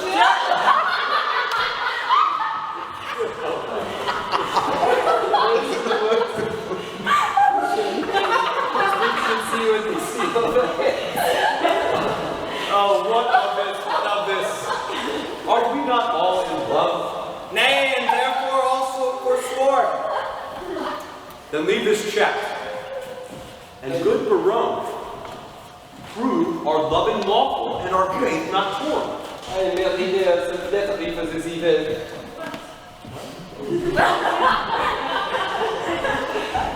By some authority, we need to devise a plan. Some trick, some cheat of the devil must be at hand. I am so sorry for perjury. Oh, 'tis more than needs. Have at you then, affectioned Spanish arms, for we have made a vow to steady, and in our vow we have forsworn our books. For when would you, my liege, in Leaden contemplation have found out such fiery numbers as the prompting eyes of beauty's tutors have instituted? Other slow arts entirely keep the brain, and therefore finding slow practicers scarce show a toil of their heavy harvest. But love, first learned in the lady's eye, lives not alone, immured in the brain, but with the motion of all the elements, and courses swift as thought in every power, and it gives to every power a double power above their functions and their offices. It adds a precious scene to the eye. A lover's eye will gaze in eagle blind. A lover's ear will hear the lowest sound when the suspicious head of theft is stopped. Love's feeling is more soft and sensible than are the tender horns of cobbled snails. Love's tongue proves dainty Bacchus, gross in taste. For valor is not love a Hercules, still climbing trees in the Hesperides? Such was Sphinx, as sweet and musical as bright Apollo's lute strung with his hair. When love speaks, the voice of all the gods make heaven drowsy with sound. Never does poet touch pen to write until his ink. Listen to me! Until his ink the temper with such song!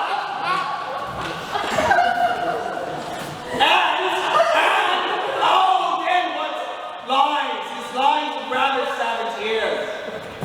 And his plant in tyrant's mild purity. From a lady's eyes, this doctrine I derive. They sparkle still the bright Corinthian fire.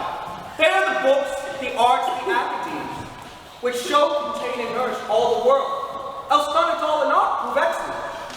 Therefore, fools you were these women to forswear, or, keeping what is sworn, you will prove fools. For wisdom's sake, a word that all men love, or for love's sake, a word that loves all men, or for men's sake, the authors of these women, or women's sake, by whom we men are men. Therefore let us lose our oaths to find ourselves, or else we lose ourselves to keep our oaths. It is religion to be thus forsworn, and charity itself fulfills the law. And who can sever love from charity? Saint Cupid then, and soldiers, to the field. Raise your standards, men, and pell-mell down with them. Let us resolve to and win them too. Let us devise some entertainment for them in their tents. First, to the park we will conduct them thither, and then each man will attach the hand of his fair mistress. And in the afternoon, with some strange pastime will we solace them. For revels, masks, and dances, and merry hours, for run fair love, strewing her way with showers. Away, away. No time by us shall be omitted that may be time and will be by us. Allore, so cockle reap no corn, and justice whirls in equal measure.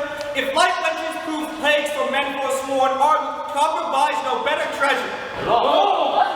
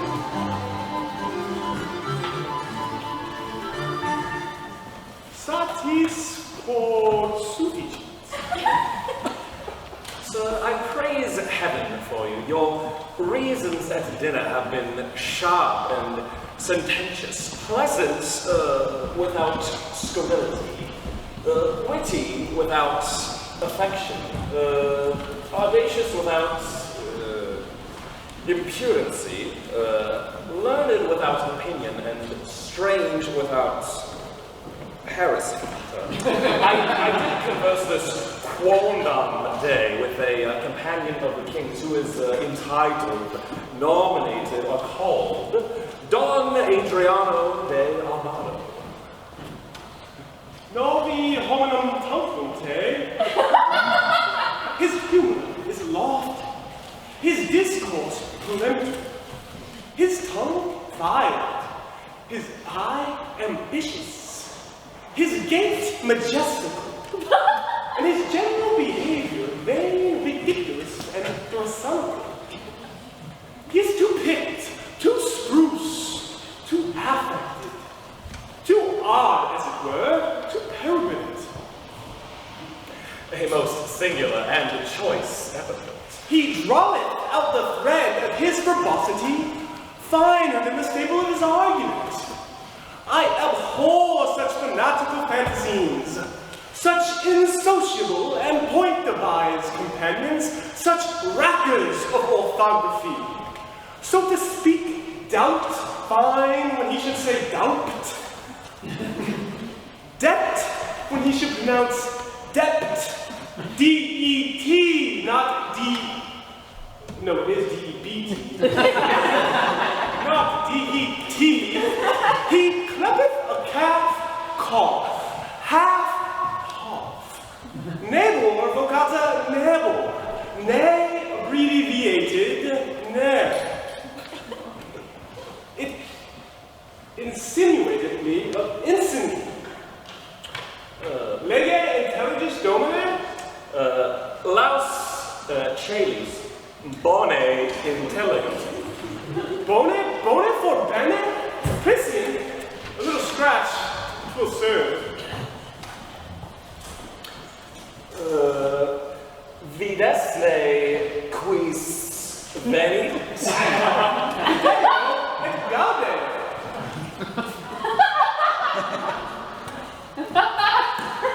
Kira! What a Kira, not Sila. They have been at a great feast of languages and have stolen the scraps. They have lived long on the alms basket of words.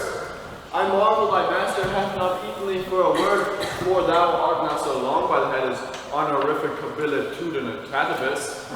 Thou art easiest swallowed in this flap dragon. The peal begins. Thou disputest like an infant, go with thy gig.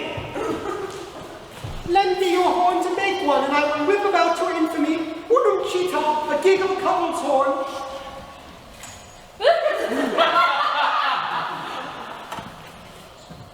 Artsman, triangulate. We will be singled from the barbarous. Do you not educate youth in the charge house on the top of the mountain? Or man's the hill. For your sweet pleasure, the mountain. I do. Sans question. Sir, it is the king's most sweet pleasure and affection to congratulate the queen in her pavilion in the posteriors of this day, which the rude multitude do call the afternoon. The posterior of the day, most generous sir, is liable, congruent, and measurable for the afternoon. I do assure you, sir, I do assure. Sir, the king is a noble gentleman, and my familiar, I do assure you, very good friend. For what is familiar between us, let it pass. I beseech thee, remember thy courtesy, I beseech thee. Apparel thy head, and among other important and most serious designs, and of great import indeed too, but let that pass. For I must tell thee, it will please his grace by the world, sometime to lean upon my poor shoulder, and with his royal finger thus dally with my excrement, with my mustachio. But sweetheart, it mattereth not. Some certain special honors it pleaseth his greatness to impart to Armado, a soldier, man of travel, that had seen the world. But let that pass. The very all of all is, But see, sweetheart, I do implore secrecy. His greatness would have me present the princess sweet shock with some delightful ostentation or pageant or firework or antic. Now, understanding that the curate and your own self are good at such eruptions and breaking out of mirth, as it were, I have acquainted you with all to crave your assistance. Sir, you shall present before her the 9 worthies. Sir, as concerning some entertainment of time, some show in the posterior of this day, and, of course, it will be rendered by our assistants under the guidance of the king, and none so worthy as this gentleman, illustrating gallant, to perform those 9 worthies and to present them. Where will you find men worthy enough to present them? Yourself, Joshua, and myself, Judas Maccabeus, this gallant gentleman, and this swain, because of his great limb or joint, shall present Pompey the Great, and the page Hercules. Pardon, sir, error! He is not quantity enough for that worthy's thumb. He is not so big as the end of his claw. Shall I have audience? He shall present Hercules in the minority. He shall enter and exit strangling a snake, and I will have an apology for that purpose. Then if the audience hiss, you may cry, "Well done, Hercules, thou crushest the snake." That is the way to make an offense gracious, though few have the grace to do it. We will have, if this badge not, an antic. I beseech you, follow.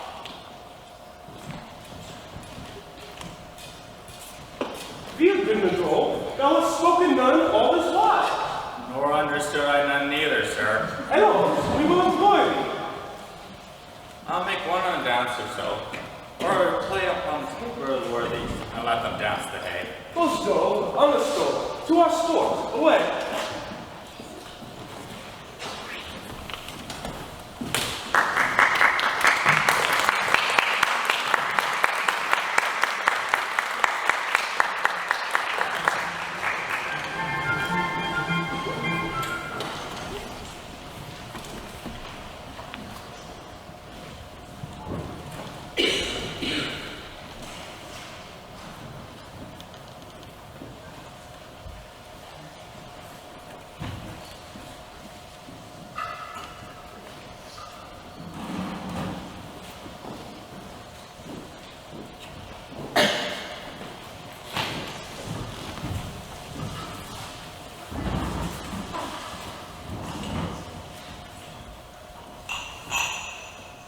Sweethearts, we shall be rich ere we depart, if fairies come thus plentifully in.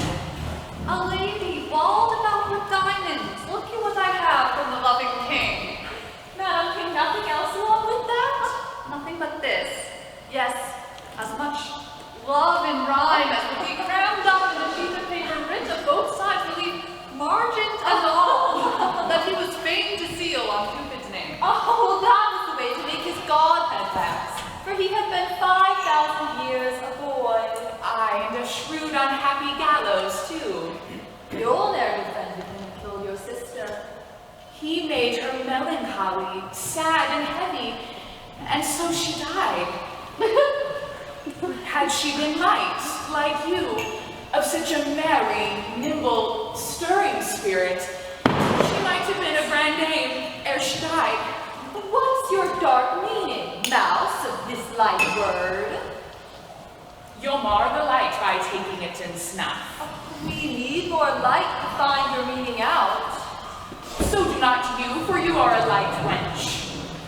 Indeed, I weigh not you, and therefore light.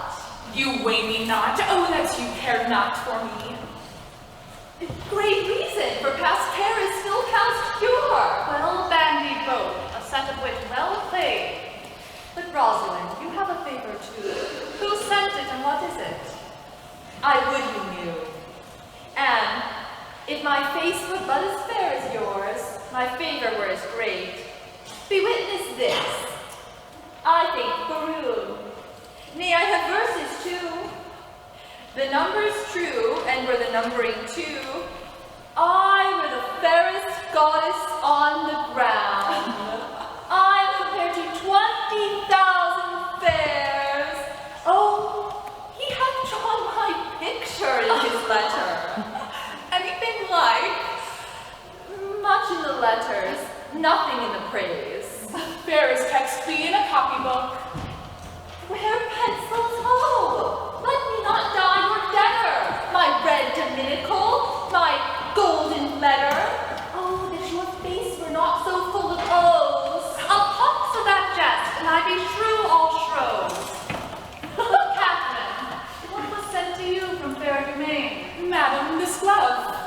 Did he not send you twain?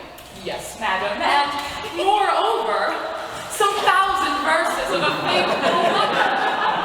Profoundly compiled, finely compiled, profound simplicity. This and these pearls sent through my long blood. The letter's too long by half a mile. I think no less. Dost thou not wish in heart the chain were longer and the letter short? I would these pants I'd never part. We are wise girls to mock our lovers so. They are worse fools to purchase mocking so. That same Baroon I'll torture ere I go. Would that I knew he were but in by the week. How I would make him fawn and beg and seek. And wait the season and observe the times, and spend his prodigal wits in bootless rhymes, and shape his services wholly to my hests, and make him proud to make me proud that jests. So perchant-like would I o'ersway his state, that he should be my fool, and I his fate. None are so surely caught when they are catched, as wit turned fool. Folly and wisdom hatched, hath wisdom's warrant and the helper's school, and wit's own grace to grace a learned fool. The blood of youth burns not with such excess as gravity's revolt to wantonness. Folly and fools bears not so strong a note as foolery in the wise, when wit doth know. Since all the power thereof would doth apply, to prove by wit worth in simplicity. Oh, here comes Boyette, and mirth is in his face. Oh, I am stabbed with laughter. Where's your grace? Thy news, Boyette. Prepare, madam, prepare. Arm, wenches, arm. Encounters mounted are against your peace. Love of approach disguised. Armed in arguments, you'll be surprised. Muster your wits, stand in your own defense, or hide your heads like cowards and fly hence. Saint Denny to Saint Cupid, what are they that charge their break against us, city scouts? Say! Under the cool shade of the sycamore, I thought to close mine eyes in half an hour, when, lo, to interrupt my purposed rest, toward that shade I might behold addressed the king and his companions. Merrily, warily, I stole into a neighbor thicket by, and overheard what you shall overhear, that by and by, disguised, they will be here. Their herald is a pretty knavish page, that well by art hath conned his embassage. Action and accent did he teach them there. Thus must thou speak, and thus thy body bear, and ever and anon they made him doubt, presence majestical would put them out. For, quoth the king, an angel shalt thou see, yet fear not thou, but speak audaciously. The boy replied, an angel is not evil. I would have feared her had she been a devil. With that all laughed and clapped him on the shoulder, making the bold wag by their praises bolder. One railed his elbow thus, and fleered and swore a better speech was never spoken before. The other with his finger and his thumb cried, Via, we will do it, come what will come. The third he capered and cried, all goes well. The fourth turned on the toe, and down he fell. With that, they all did tumble on the ground, with such a zealous laughter, so profound, that in this mirth ridiculous appears to check their folly, passion's solemn tears. But what, come they to visit us? They will, and our pedal bus like Muscovites, or Russians, as I guess. Their purpose is to parley, to court and dance, and every one his love beat will advance, unto his several mistress, which they'll know by favors several that they did bestow. And will they so? The gallants shall be tasked, for ladies will everyone be masked, and not a man of them shall have the grace, despite of suit, to see a lady's face. Hold, Rosalind, this favor thou shalt wear, and then the king will court thee for his dear. Hold, take thou this, my sweet, and give me thine. So shall the room take me for Rosaline, and change you favors too. And so shall your loves woo contrary, deceived by these removes. Come on then, wear the favors most in sight. But in this changing, what is your intent? The effect of my intent is to cross theirs. They do it but in mockery merriment, and mock for mock is only my intent. Their several counsels They young bosom shall to love's mistook, and so be mocked withal on the next occasion that we meet, with visages displayed to talk and greet. But shall we dance if they desire to it? No, to the death. We will not move a foot, nor to their penned speeches render we no grace. But while 'tis spoke, each turn away her face. Why, such contempt will kill the speaker's heart and quite divorce his memory from his part. Therefore I do it, and I make no doubt, the rest will e'er come in if he be out. There's no such sport as sport by sport o'erthrown, to make theirs ours and ours none but our own. So shall we stay, mocking intended gain, and they, well mocked, depart away with shame. The trumpet sounds, be massed.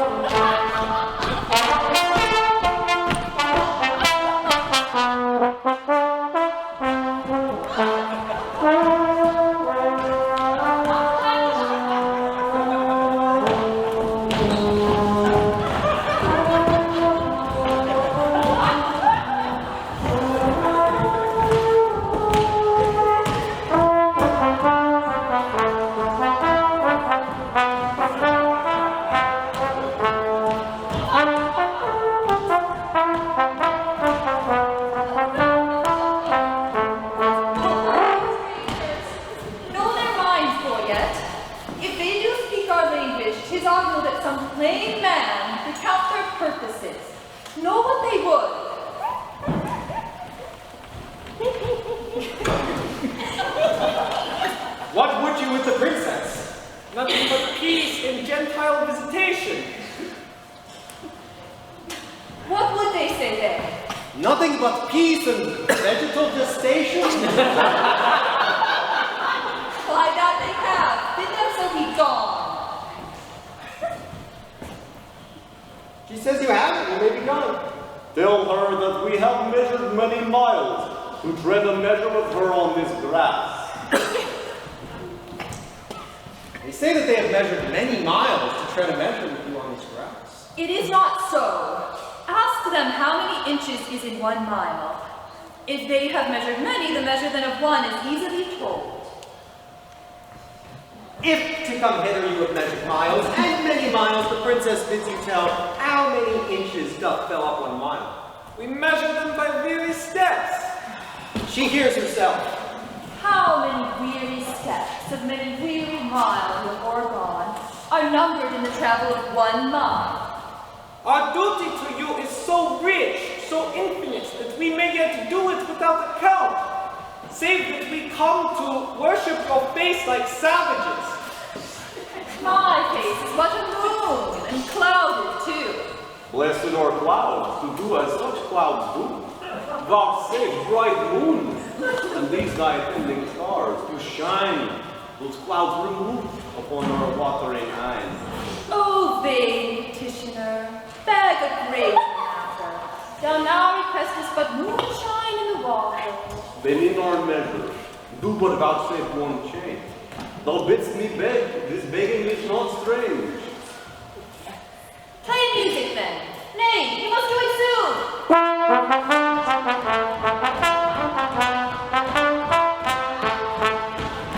Not yet. No dance. Thus change I like the moon. What? Will you not dance? How come you not so strange? You took the brunette full, but now she's changed. Yet, she still is the moon, and I the man. The music plays.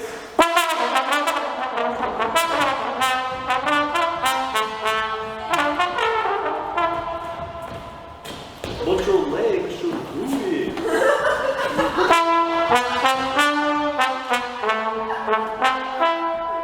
Since you are strangers and come here by chance, we'll not be nice. Take hands. We will not dance. Why take we hands then? Only to part friends. Curtsy, sweetheart. And so the measure ends. More measure of this measure, not nice. We can afford no more at such a price. Price of yourselves, what buys your company? Your absence only? That can never be. Then cannot we be bought and so adieu? Twice to your visor and half once to you. If you do not dance, let's go more chat. In private then. I am best pleased with that. That kind mistress, one sweet word with me?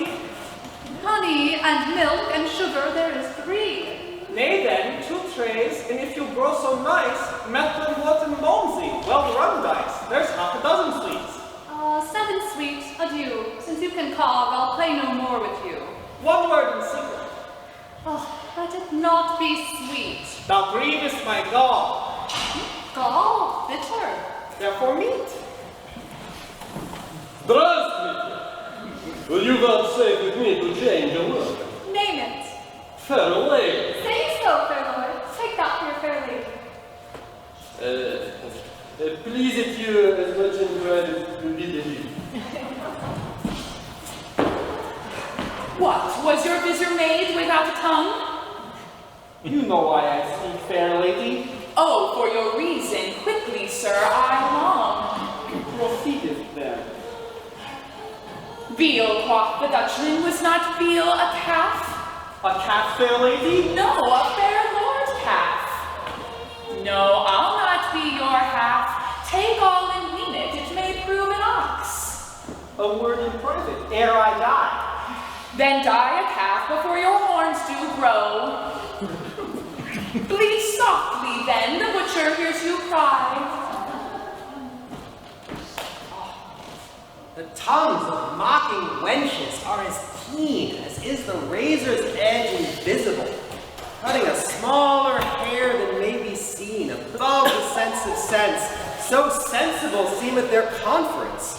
Their conceits have wings, fleeter than arrows, bullets, wind, thought, swifter things. Not one word more, my maids. Break off, break off. I've been all tried beaten with your gall. Farewell, mad wenches. You have simple bits. 20 adieus, my frozen muscovite.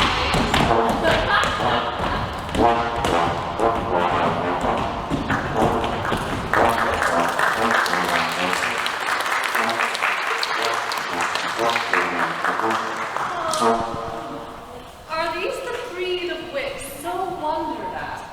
Well, liking wits, gross, gross, fat, fat. Oh, poverty and wit, kingly poor flout.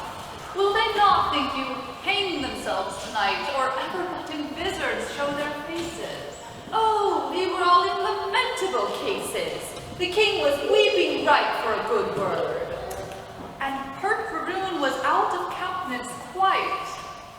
Two name is at my service, and a sword. No point, quoth I. My servant straight as years. Lord Longaville said I came o'er his heart and shroud you, what he called me. Fall, perhaps? Yes, in good faith. Avaunt, go sickness as thou art. Well, better wits had worn plain statue caps. But will you hear?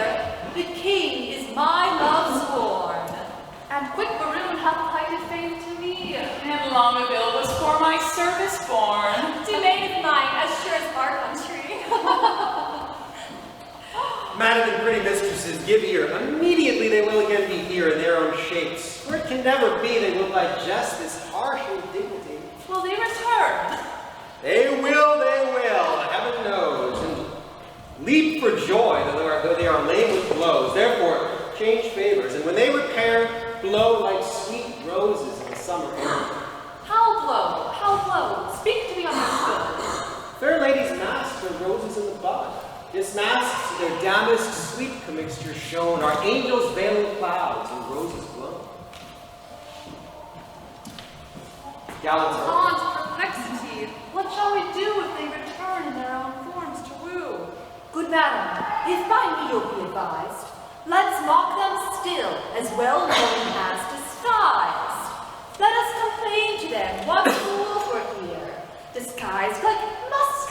us in shapeless fear, and wonder what they were and to what end their shallow shows and prologue violent pen, and rough carriage so ridiculous should be presented at our tent to us. Ladies, prepare, the gallants are at hand. Whip to our tents as rows run o'er land.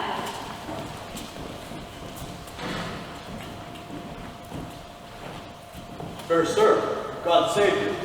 Where is the princess? Gone to her tent. I please you, sir, convey me any purpose to her thither. That she vouchsafed the audience for just one word. Oh, good Lord, I know she will. Why, this is he that pecks up wit as pigeons peas, and utters it again when God doth please. He is wit's peddler, and retails his wares at wakes and wassails, meetings, markets, fairs. And we that sell by gross, God doth know, have not the grace to grace it with such show. This gallant pins the wenches on his sleeve. Had he been Adam, he had tempted Eve. He can carve too and lisp, and sing a mean most meanly. And ushering meant him who can. This is the flower that smiles his smile as white as whale's bone. And consciences which will not die in debt, pay him the due of honey tongue goyette. A blister on his sweet tongue with my heart.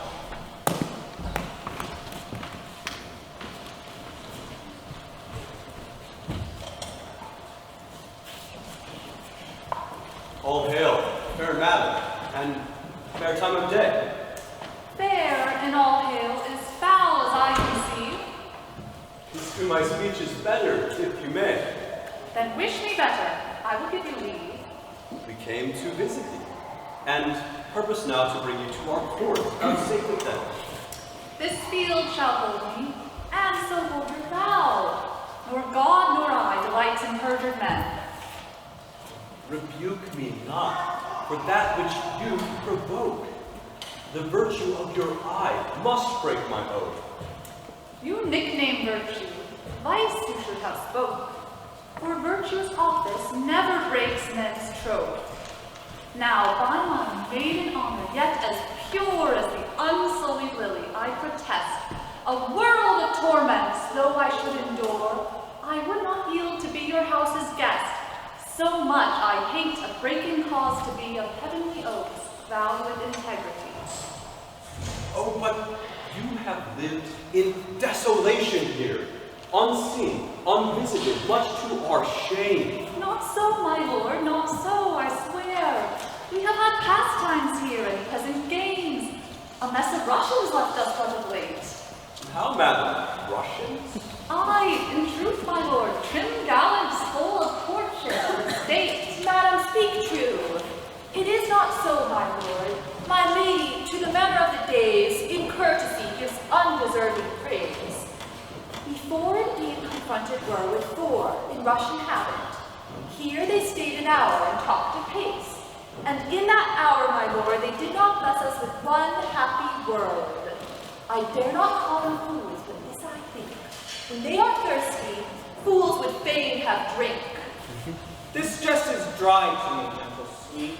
Your wits make wise things foolish. When we greet with eyes best seen, heaven's fiery eye, light sees light, in your capacity, our huge stores seem but little, and rich things wise but poor. This proves you wise and rich, for in my eye, I am a fool and full of poverty. but that you take what doth to you belong. It were a fault to snatch words from my tongue. Oh, I am yours and all that I possess. All the fool mine? I cannot give you less. Which of the vizards was it that you wore? What? Where? What vizard? Why demand this? That vizard, that superfluous case, that hid the worst and showed the better face. We are described. They will mock us now downright. Let us confess. Amazed, my lord. Why looks your highness sad? Hell pulled his brows to swoon. Why look you pale? See, said I think, coming from a stove. Thus pour the stars down plagues for perjury. In gleaming face of brass hold longer out? Here stand I, lady, dark thy skill at me, thrust thy sharp wit right through my ignorance, cut me to pieces with a keen conceit, and I will wish you never more to dance, nor never more in Russian habits wait. No, never will I trust to speech's pen, nor to the motion of a schoolboy's tongue, nor come and visit to my friend, or woo in rhyme like a blind harper's song. Talent of phrases, silken terms precise, three-piled hyperbole, spruce affectation, figures pedantical. These summer flies have blown me full of matter consultation, and I do forswear them. And by this white love I do profess that henceforth my wooing mind shall be expressed in russet names and honest Jersey nose. And to begin, so help me God law, my love to thee is sound, sans crack or flaw. Stand, I pray you. Yes, I have a trick of the old rage. Bear with me, I am sick. I'll leave it by degrees, soft, let us see. Right, Lord have mercy on us, on those three. They have the plague, in their hearts it lies. They caught it of your eyes. You are visited, you are not free, for on your persons the Lord's tokens do I see. No, they are free that gave these tokens to us. Seek not to undo us, our states are forfeit. It is not so, for how can this be true? That you stand forfeit, being those that sue. Peace I will not do with you. Nor shall not, if I do as I intend. Speak for yourselves, my wit is at an end. Teach us, sweet madam, for our rude transgression, some fair excuse. The fairest is confession. Were not you here, but even now disguised? I was, madam. And were you well advised? Madam, I was. When you then were here, what did you whisper in your lady's ear? That more than all the world I did respect her.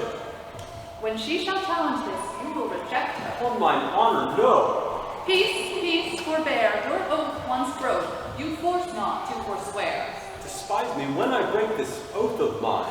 I will, and therefore keep it. Rosalind, what did the Russian whisper in your ear? Madam, he swore that he did hold me dear as precious eyesight, and did value me above this world, adding thereto moreover that he would wed me, or else die my love. Ah, God give thee joy of him. The noble lord most honorably doth uphold his word.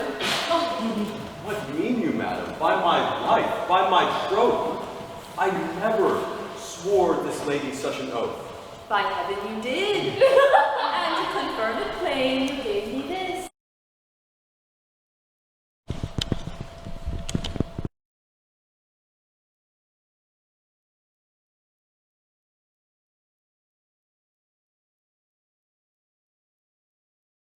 Sir, this jewel did she wear? And Lord Maroon, I think him, is my dear. What, will you have me or your pearl again? Neither of either, I remit both twain, I see the time. Knowing beforehand of our merriment, here was a plan to dash it like a Christmas comedy.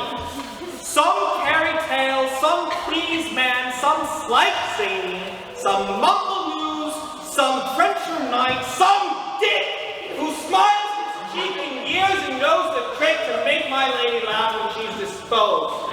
Told art and tense aforehand, and hearing of them, the ladies did change favors, and we, following the sign, wooed but the sign of she. Much of this it is true. All merrily hath this been his brave managed his career in ride. Lo, he is tilting straight. Peace, I am done. Welcome, Gerwin, thou art fair brave. Oh, Lord, sir, they would know whether the three worthies should come in or not. Are there but three? No, sir, but it is bar fine for everyone presents three. So there are 9. Not so, sir. Under correction, sir. I hope it is not so. I can assure you, sir, we know what we know. Times thrice, sir, is It's not. Not so, sir. Under correction. We know we're until it don't amount. By Jove, I always took 3 threes for 9. It were a pity you should get your living by reckoning, sir. Well, good thing prepared. We will take some. Rome, let them not approach. They will shame us. We are already shamed, and 'tis good to have one plague worse than the king's company. I say they shall not come. Nay, my good lord, let me o'errule you now. That sport best pleases that doth least know how, where zeal strives to content, and the context dies in the zeal of that which it presents. Their form confounded makes most form and mirth, when great things laboring perish in their birth. Fair description of our sport, my lord.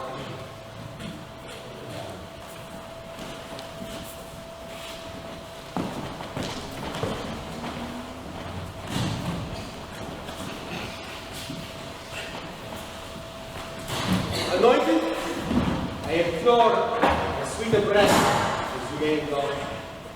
Doth this man serve God? Speaks not like a man of God is making. It were so, my fair, sweet honey marked mother, for the curate is exceeding fantastical, too vain, too vain, but we will put it as they say to Fortuna de la Guerra.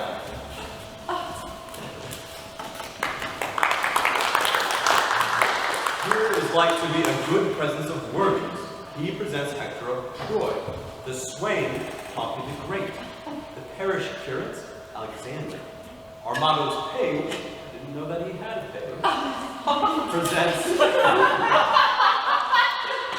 and the pedant Judas Maccabeus. And if these 4 worthies do in their first show thrive, they'll change habit and present the other 5. But there are 5 worthies in the first show. The hedge priest, the braggart, the pedant, the boy, and the curate. You are deceived. This is not so. A bait God and all of them, start the show. The ship is under sail. Here she comes amain. I, Pompey, am. You are not I, Pompey, am. Pompey, surname, the Great. Great! Surname, the Big. Surname, the Big. Surname the Small. I, Pompey, am. That oft in field with targe and shield did make my foe to sweat, and come travelling on this coast by chance to lay my arms before the legs of this sweet lass of France. If your ladyship would say, thanks, Pompey, I have done. Great things, great Pompey. 'Twas not so much worth. I made a slight fault in great, but I hope I agree. My hat to a halfpenny. Pompey proves the best worthy. No better.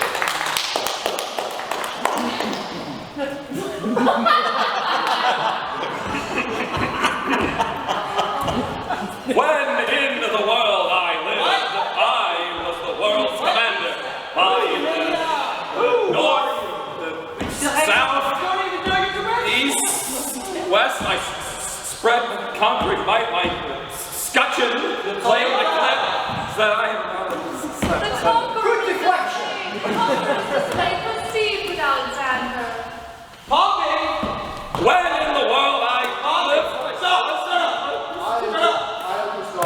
Yes. Take away Alexander. Alexander, thou hast overthrown the conqueror. Sir, you will be scraped off the painted cloth for this. Thy lion, which holds his poles, He'll scrape you off the stage. will be given to Ajax, and he will be the knight worthy, a conqueror and a fear to speak. Run away for shame, Alexander. There shall please you, a simple, foolish man, an honest man, a marvelous good neighbor too, and faith, a good bowler. But for Alexander, alas, you see how it is. But there are more worthies a coming that will speak their mind in some other sort. Stand aside, good Pompey. A dwarf! Great Hercules is presented by this imp, whose club of killed Cerberus And when he was a babe, a child, a shrimp, thus did he strangle serpents in his manus.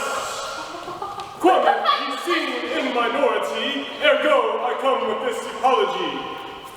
Keep some state in thy exit, and vanish. Judas I am. A Judas! Not Iscariot, sir. Judas I am, equipped Maccabeus. Judas Maccabeus, please just plain Judas, a kissing traitor! You will not put me out of countenance. No, we have given you faces. But you have outfaced them all. This is a mere shame for you, Judas. This is not gentle, not generous, not humble. Alas! What is that? A Judas!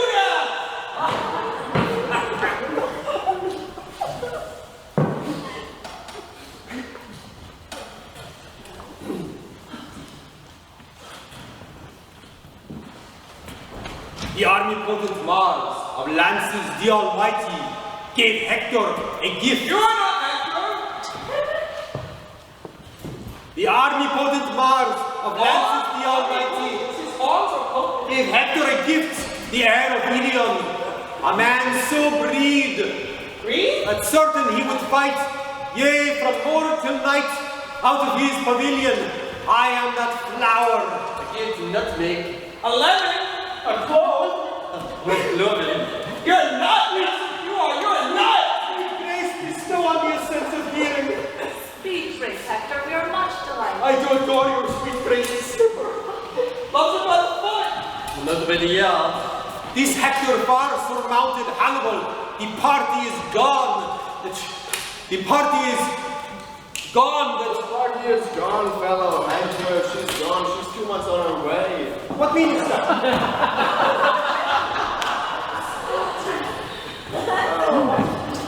Unless thy lady, Dost thou infaminize? The wench is cast away. Dost thou infaminize me among potentates? She's quick.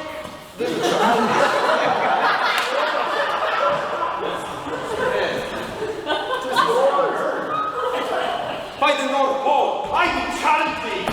I will not fight with a pole like some northern man. I'll slash, I'll do it by the sword. Lend me my arms again. Let's go! Poppy the great! Poppy the huge! Poppy the very large. Poppy the moderate I'll put it in my shirt. Kill him! I cannot do it in my shirt. Yes, you are wearing. You are Schizo. The truth is, I have no shirt. I go woolward for penance.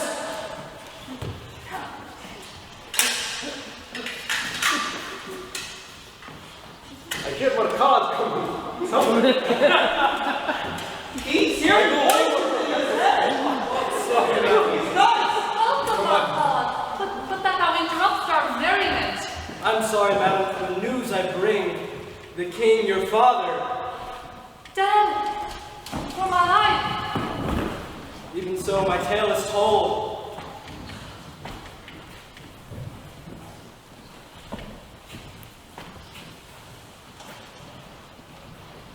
How fares your majesty?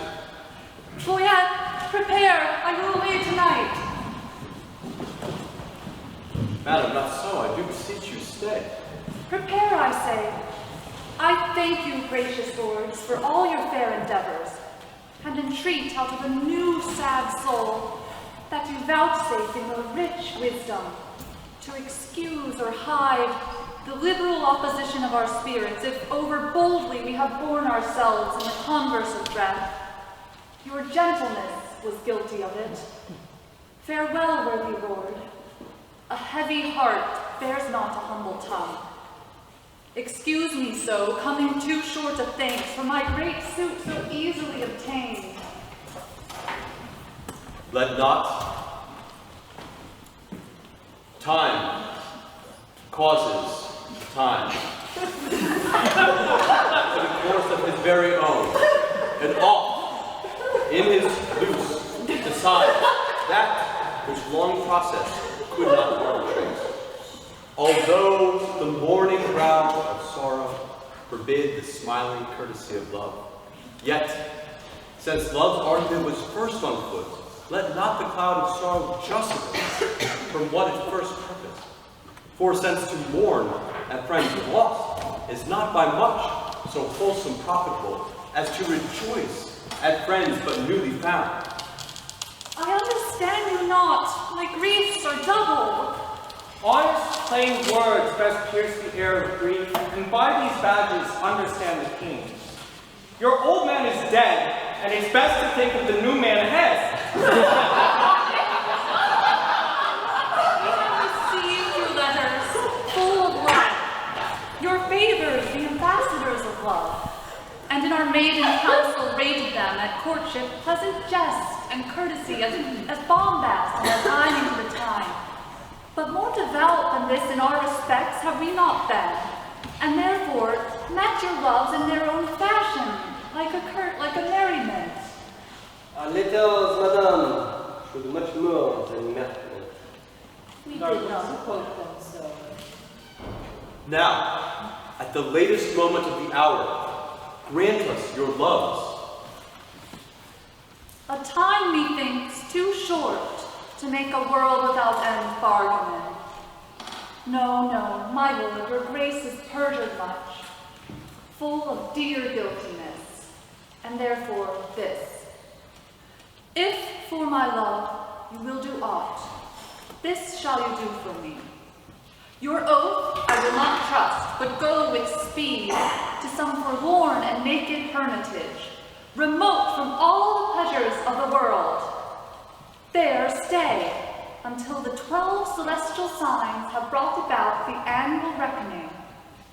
If this austere, insociable life change not your offer made in heat of blood, if frosts and fasts, hard lodging and thin weeds nip not the gaudy blossoms of your love, but that it bear this trial and last love.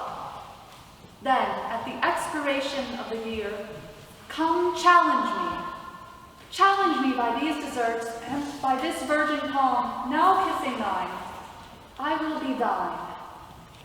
Until that instant, shut my woeful self up in a mourning house, raining the tears of lamentation for the remembrance of my father's death. If this thou do deny, let our hands part, neither entitled in the other's heart. If this, or more than this, I would deny, to power up these faculties of mine with rest, the sudden hand of death close up mine eye. Hence, permit them. My heart is in thy breast. What about me?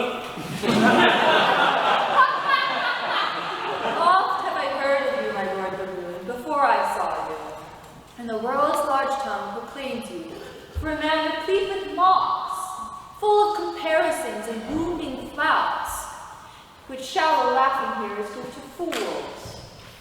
To weed this wormwood from your fruitful brain, and therewithal to win me, if you please, without which I am not to be won, you shall this 12-month term from day to day visit the speechless sick, and still converse with groaning wretches. And your task shall be, with all the fierce endeavor of your wit, to enforce the pained impotent to smile. To move mirth in the throat of death, it cannot be done. It is impossible. Why, that's the way to choke a gibing spirit, whose influences begot that loose grace which shallow laughing hearers give to fools. A just prosperity lies in the ear of him that hears it, never in the tongue of him that makes it. Then, if sickly ears, deaf with the clamors of their own dear groans, will hear your idle scorns, continue then, and I will have you and that fault withal. But if they will not, throw away that spirit, and I shall find you empty of that fault, right joyful of your reformation. Well, befall what will befall, I'll jest a 12-month in a hospital. Aye, sweet my lord, so now I take my leave. Not so, madam. We will take you on your way. A wooing doth not end like an old play. Jack hath not Jill. If once a 12-month and a day, and then it will end. That's too long for a play. Sweet Majesty, vouchsafe me a word. Was not that Hector? Yeah. I adore thy sweet grace's finger. I am a votary. I am vowed to Jacqueline to hold the plough for her love 3 years.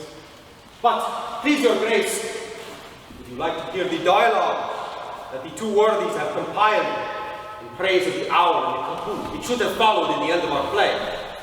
We will do so. Have them come quickly. Hola!